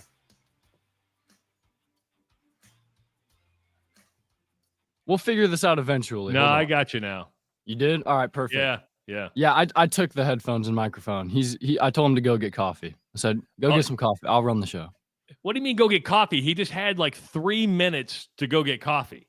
And it's already gone. Yesterday he told me to go get it, so I was like, yeah, not today. Nope. See, you need to be respectful of your elders and be respectful of your dad. And when he asks you to do something, you need to go do it. And the reason that is there's going to be a time where you're going to go, man, I wish I went and got my dad some coffee. Just saying. Yeah. Yeah. No, soon I'm going to have to be changing his diapers though. So that's true, but that's probably about 20, 30 years away. So have you had fun fishing though, Eli? Just amazing. It's good. Amazing up here. Is good. I can't tell if you can see it, but back here, the water and the boats, it's just crazy. It's like a little cove. You're able to go on walks all the way over there, like all the way around the island. We talked about it all week long. So yeah, we've seen it. Yeah, man. It's awesome. So all right, well go eat some breakfast. Give your dad the headphones back, and he should be caffeinated now as he went and got some coffee. That's what commercial breaks are for. But you know, they take their time. If you, just a quick reminder as Ross gets ready, if you want some Rush Radio Show merch, go to therushradio.com, click on the merch tab, get yourself a t-shirt, get yourself a coffee mug. We'd love to see people drinking out of the Rush Radio coffee mugs while you're at work. So again, you can get that or even a sticker to put on your laptop. That's simple. We have a lot of different merch up there that you can search. It's therushradio.com, click on the merch tab. Ross, the Big 12 Media Days wrapped up in Frisco, Texas. And what I like about media days is that they're becoming less and less important on the national landscape, right? I mean, if you went to CBSSports.com, if you went to ESPN.com, it was just kind of who said something interesting that day. Brett Yormark in his all in on the 5'11". It was Deion Sanders and what he had to say about the salary cap. It was Scott Frost, which I had the only opinion on Scott Frost. Everybody else was ripping him. Mine was completely different. Yesterday, it happened to be Mike Gundy. And I like what Mike Gundy had to say yesterday. And it's funny how you and I can say something on this show that I think we've been saying for a long time, and nobody really pays attention. Coach comes out and basically says the exact same thing. And you're like, oh, my God. And well, dude, listen, we're talking to, I mean, come on. I get, no, I'm not taking credit for it. It's just funny to me. Like, and one of the headlines was Mike Gundy finally said that what people were afraid to say. I go, okay, whatever. But here's what he said. And it's nice and refreshing to hear a coach at least throw this balloon out there and say what maybe a lot of people are thinking. college needs to instigate and to build that type of system, so we don't have the same 4, 5, or 6 schools that pay the most money at the end of the season in the playoffs. But how would that manifest in like actuality? Like how would you do that? Well, you got to restructure the system, and you got to admit that the players are employees, and then you can build a collective bargaining. We've all talked about it. Yep. But you have to admit they're employees, and you could actually have a salary cap if you could do it all, yeah. and you need that, and then you need an entry salary cap, like you need an entry level for a high school player coming in, because it's not sustainable. Boom. Yes. And by the way, I want to point something out, because I do want to take a moment to just slam on how I've said this for years. Media days are worthless and pointless and stupid. And to prove my point, because I wanted to say to you yesterday, like my joke all week has been going to be, what's the big story? What's the big story that for the last 5 years, that's been the question. Hey, what's the story that's going to come out of media days? And you can ask the guys at media days, and they'll say, we don't know. We don't know. Hell, a couple years ago, Brett Yormark waited until media days was over and then made a major media announcement. When the guys were on the plane flying home was when the news broke. And to prove my point of how stupid media days are, this was the big news that came from media days, Travis. That was a podcast. Yes, it was the He was doing an guys. interview with a podcast. He was not up doing media days. Well, that was at media days where he does the. I know this what you're is saying. not the press conference thing that they do. That stuff right there happens when Kirk Ferentz comes on our show, and when we're able to chat with Matt Campbell, and that's how those things happen. It's not. It's not. He didn't stand up on that podium and use the platform of media days to say, "Hey, we got big changes that are going to come, and we got to start calling the slaughterhouses slaughterhouses." They're employees, and if we keep using the soft language and we keep lying to people like Brett Yormark did at the beginning of this thing, where he stood up and said, "They're not employees. They're not professionals." We guys talking about professionals. No. Remember, this is college. Remember. We got to repeat it. We got to repeat that lie so that people will repeat it for us. And then you get Mike Gundy to stand up and say that thing that you're right, Travis, we've been saying for a long time. You go, boy, these guys are getting paid. I think that makes them professionals. Now they're getting paid by the university. That makes them an employee. Media days they have been for 5 years or more, pointless. Longer than that. It used to be that this was the opportunity for, a reporter from Texas Tech to get to talk to the Kansas coach and ask him about his three. It's all out there now, 24 hours a day. It's all out instantly. Bang, bang, bang, bang, bang. There's a race to get this information, all that out there. And so they're so stupid. It's a ceremony. No, it's a revenue driver, because Microsoft iPad or whatever gets to sponsor it. Venmo gets to that's come a in. good point, dude. I didn't even think about that. Yeah. Media days has turned into, in the old days, it was if Randy Peterson's listening right now, he'll remember the Big 8 Skywriters tour. Back in the old days, newspaper writers, not TV people, used to get in a car, literally drive to each campus where they would have like the Skywriters tour thing. That's when you get something newsworthy. Then they thought, okay, let's bring it all into one location. This was before the internet, or really the development of online content. Yeah. And you're right. We talked to Kirk Ferentz. Why do we need to go to Big Ten Media Days to get to Kirk Ferentz? We just had him on. All the stuff. Chad Leistiko's chatting with him on a consistent basis and giving that information.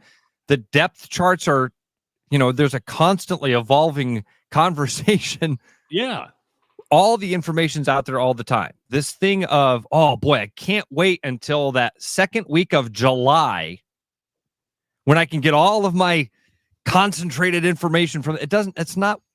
You nailed it, Travis. Honestly, for the last couple of years, I've been like, why are they still doing these things? Is this just routine? and nobody's willing to pull the plug on the dying thing. But Noah, you nailed it. It's a revenue driver. We can get Microsoft to give us money to do this dog and pony show. Fire it up, boys. Yeah. Get the milk their logo behind it. That cost us nothing. We use this electronic. We don't even have to print banners anymore. We have an electronic board. Just make a graphic and throw here's it what up we'll on do. there. We'll have every team bring their own helmet. We'll set those helmets on a podium, and we'll do social media posts out of helmets on podiums. What do you think? Viral. Viral. My helmet looks better. No, my helmet looks better. No, my helmet looks better. Your helmet looks ugly. No, your helmet looks ugly. We did it. We did it. Microsoft, cut us the check.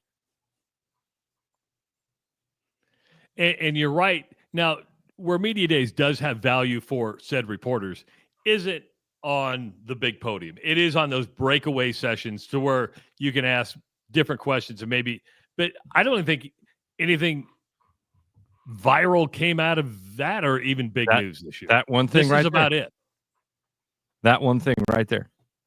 And at least you have a coach willing to say, now they can collective bargain. 5 years ago, it was like, no unions, no unions. Now you're like to a point where, no, we want these guys to unionize and be able to collective bargain because it's going to be more beneficial for the players. It's going to be more beneficial even for the universities. He's not wrong, Ross. And I like, and this is maybe a little, but they do this with rookie contracts in almost every league.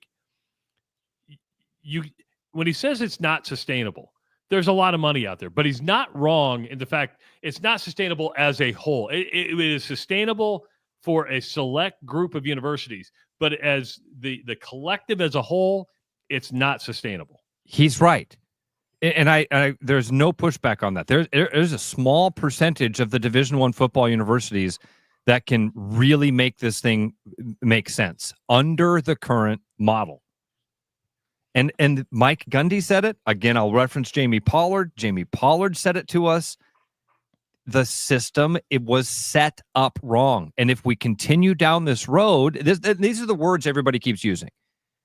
The system is broken. If we continue down this road, it's unsustainable. What are they really, what I'm keep trying to get to the nuts and bolts of what that means. What it means is the salaries are too high. The system was set up so that the coaches made all the money and the administrators made all the money. And then all of a sudden, the Supreme Court stepped in and said, that's not legal. It's all got to be split up. Nobody's going to take a pay cut. Nobody's going to go, oh, yeah, you caught me. You caught me taking advantage of the broken system. So what do you guys need? Half my salary back? Because I'll do the same job next year for half the money. Who would do that? Nobody. I wouldn't do No it. person. No person. So they're all right. It's not sustainable. Really smart guys like Jamie Pollard, who are accountants, have said, hey, the system is broken. Guys who have been in the system for 50 years like Mike Gundy and have built their living on it and know it in and out, stand up and go, this is not sustainable. This thing's going to fall apart if we don't change something. What's the change that needs to happen? Where do you come up with $20 million? And when he says a different salary cap for incoming high school students, I totally understand that. You haven't played a down of college football. What determines your worth at that point? Right.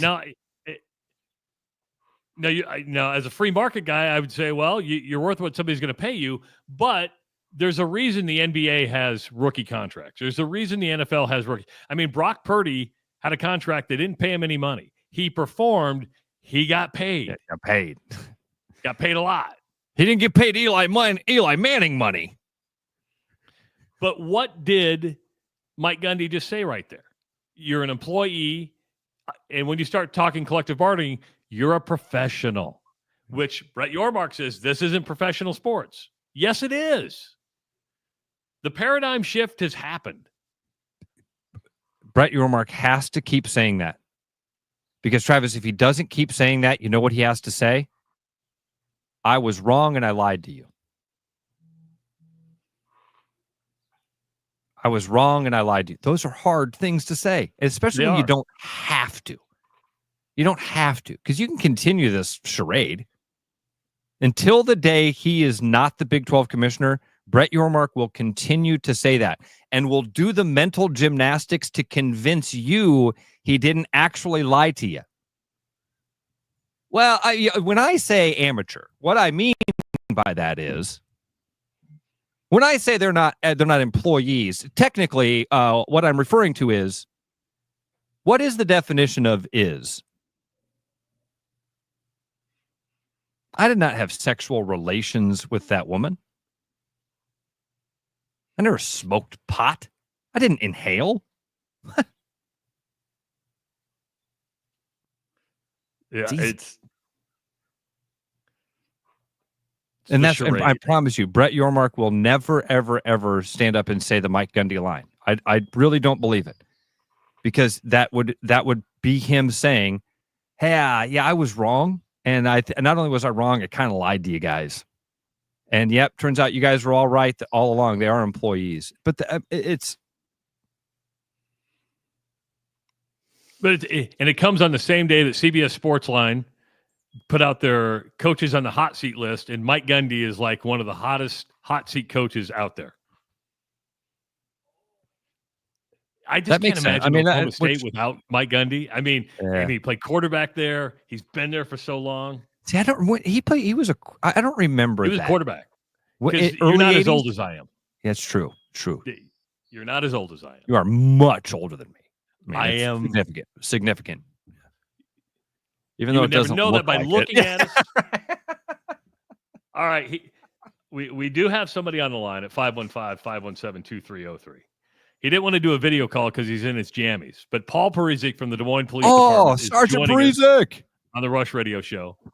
In his jammies. He's laughing. I'm older than both you guys, aren't I? Yes, you yeah, are. and you but look you younger much than better both than of us.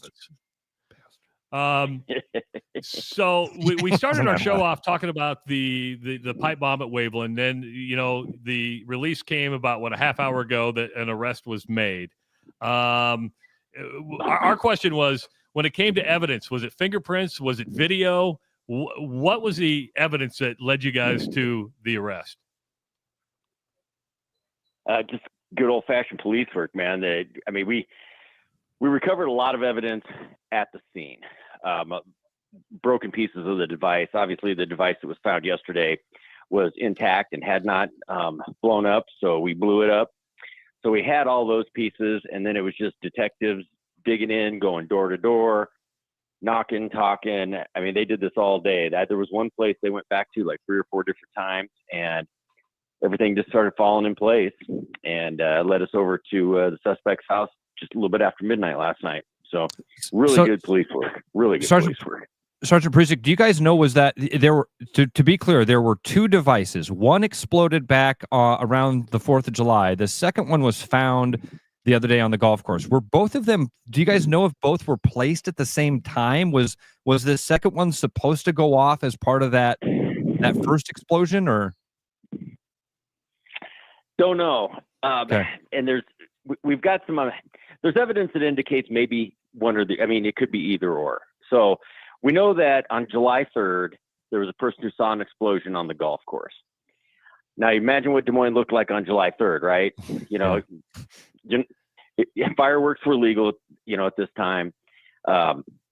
So you weren't calling the police. So we get this information and we go and start looking, and we were able to find that evidence of that device, remnants of it. The other one, obviously a retired firefighter found just east of the 8th green. And it's hard to say. It could have been, we don't know. We've got some evidence that would indicate that, yeah, it was. There's that possibility that he'd come back and done it a second time. We don't know what his motive is. That's one of the frustrating things right now, is that, unless somebody tells us what their motive is, we usually don't know unless we find a manifesto or something like that. But fortunately, we don't need that for charges, but it'd be nice to know the why. But okay, we got a lot of work yet to do, but we got enough to get where we are right now. When he was arrested, was he like, what are you doing? Or was it a pretty easy arrest? Like, yeah, you got me. Well, I was just explaining, I just got off of KXNO, and I was telling them, we get to the house last night, we do the search warrant, he's not at the house. So as we're going ahead and doing the warrant service and gathering evidence, we always take patrol cops with us. So we got a marked police car and a uniform. And these two cops are standing next to it. They had information about a vehicle this guy might be driving. They turn around and look, and there he is driving up, approaching the house on University. He hangs a hard left. They spin around, go after him. I follow him. He didn't. The best way to describe it is he didn't want to stop, but he did. But then, yeah, he was surprised at our presence. Let me ask. Stop, but he did. Can I ask about the location of that device? You say east of that 8th green. There is a little bit of, I don't want to call it prairie, but there's a little bit of like an unkept area there that's natural. Was it fescue grass or whatever they call it? Yeah, exactly. Is that where this was located?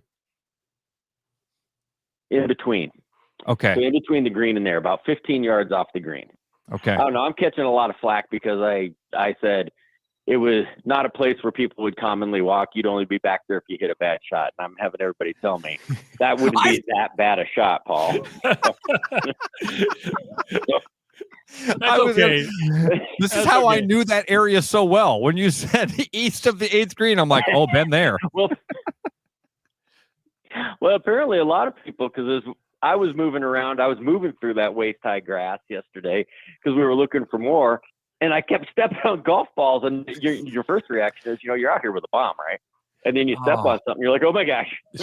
But that leads me to a question. First of all, if I would have hit it in the tall grass, I would have let it go. Ross would have been in there looking for, Pro V1s going, oh, what's this? Yeah. Oh, I've got then he would have saw the pipe and said, oh, I got a sleeve. That's great. Somebody left the sleeve here for me. But, we shouldn't laugh at this. It's capped on both ends. And that was going to be my next question. Was this a device that needed to be like lit, or would it have exploded on its own if somebody would have picked it up? Wow. No, and that was part of the, bad shot thing. What I was trying to impress upon people, because at that point it was a whodunit. We didn't know what we had going on, but we wanted to make sure people knew that, what the level of risk was. It wasn't a device that was designed to be remotely detonated or detonated on a timer. So it would have had to have been lit. So we made a firecracker, a big one. Oh, yeah. I was there when it blew up. It was pretty big. Yeah. Holy cow. Yeah, it definitely had the ability to cause a lot of damage, injury, and maybe death. I mean, it's holy cow. It was a big one. Wow. Yeah. How common is this, Paul, to have, or Sergeant Presic, I'm sorry, how common is this for people to make their own explosive devices? Is this something that happens in Des Moines a couple times a year? Yeah. Wow. Yeah. Oh yeah. Easy. More common than you think, because now with the access that we have to these commercial grade fireworks, you can go out and buy these fireworks, right? Well, people want to make them bigger. So they're like, well, I'm going to make my own, but I'm going to take the insides of all these fireworks and put it in some different container, and so I can have a bigger explosion on my 4th of July. And that's not how that works. Obviously, these things are professionally manufactured. It's illegal to do that. And it keeps our bomb squad busy. But sometimes, like we had I don't know if you remember this case, but last year we had a pipe bomb detonated under a pickup truck down on Hartford off of Southeast 14th Street. And it left a debris field for a good city block. Wow. Messed up. It was put under the engine compartment of this truck.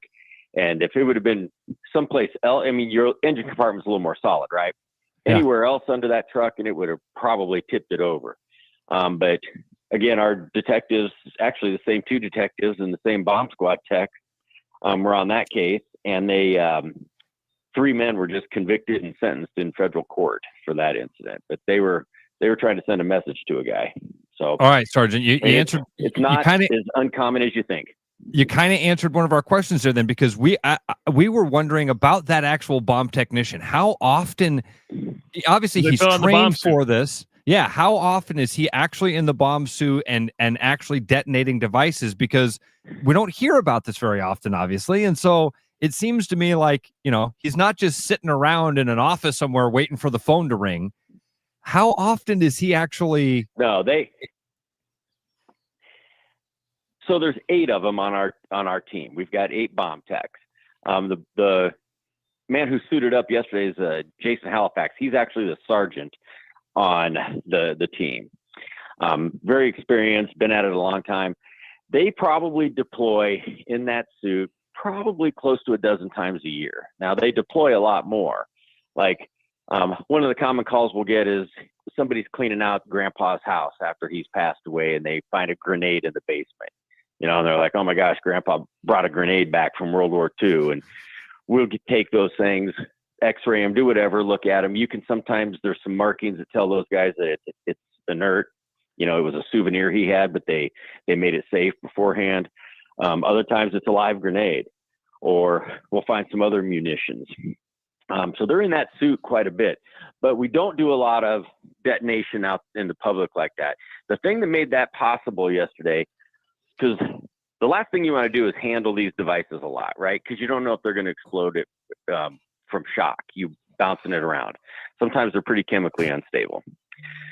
What we typically do, we'll put them in a suit. We'll go up. We'll X-ray it. We've got portable X-ray machines. You look. You see. There's something in there that looks suspicious. These guys are. I always say that next to our financial crimes folks, the smartest people in the building. A lot of math, a lot of chemistry, all that stuff that these guys have to know.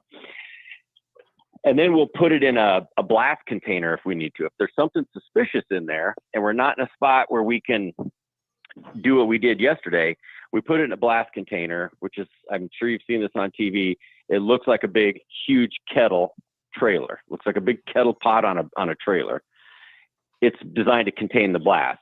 And then we take it out and we have a space very remote where we do a lot of our training, but we also detonate these devices if we can do that. But the luxury of being at the golf course yesterday, once we evacuated it, we had a lot of space to work with. There was really no risk to anybody other than the tech who had to approach it. Really no risk, except for that guy who might blow up. Sergeant Breezik, thanks so much, man. Hey, Love we got to you, let buddy. you go. I hope you don't get yelled at for doing our show. And we thanks for giving us equal time. I'm my own man. All right. All right, brother. I'm my own man. We'll catch up soon. All right. Thanks. Bye, buddy. Sergeant Paul Parizek joining us on the Rush Radio Show, powered by Willis Automotive. Ross Great is going to be stuff. on his way home. One more day of fishing, and he's back in the studio on Monday. Thanks for listening to the Rush Radio Show, powered by Willis Automotive. This is Body Armor. Real hydration with electrolytes, no artificial dyes, and coconut water. Choose better. Body Armor. With over 260 beers on tap, El Bait Shop isn't just another craft beer bar. It's the best. Beer lovers know. El Bait Shop, 200 Southwest 2nd, Des Moines. There's a new spin on casual dining near Drake University. Lucky Horse Beer and Burgers. Craveable faves, flatbreads, delicious burgers, frozen cocktails, and a crazy cool vibe. Get to Lucky Horse Beer and Burgers today. Are you thinking about buying a home this year? Start by getting pre-approved with Gary Presnall at Northwest Bank in Des Moines to see how much you can qualify for and what loan programs meet your needs. Gary can get you pre-approved in 30 minutes or less with a pre-approval letter to you. Gary offers first-time home buyers programs, VA loans along with FHA, IFA, and conventional loans. Call Gary at 515-975-6767 or find his profile at nw.bank. Member FDIC, Equal Housing Lender. Summer's here, and that can mean extra miles on your car. With road trips, summer activities, and more. Your Volvo will endure extra strain. Stop in now and get a vehicle inspection to make sure your Volvo is in the best shape possible. We'll even throw in $25 off an oil change. Give us a call or head online to willisvolvocars.com to get scheduled today. Bread is made from scratch, freshly baked with locally sourced ingredients and love. At Big Sky Bakery, we take great pride in our delicious products. We know you'll enjoy them almost as much as we enjoy baking them. Find us at the downtown Des Moines Farmers Market every Saturday. Back to the Rush. Strong opinions, weak filters, and just enough sense to stay on the air. It's the Rush Radio Show, powered by Willis Automotive.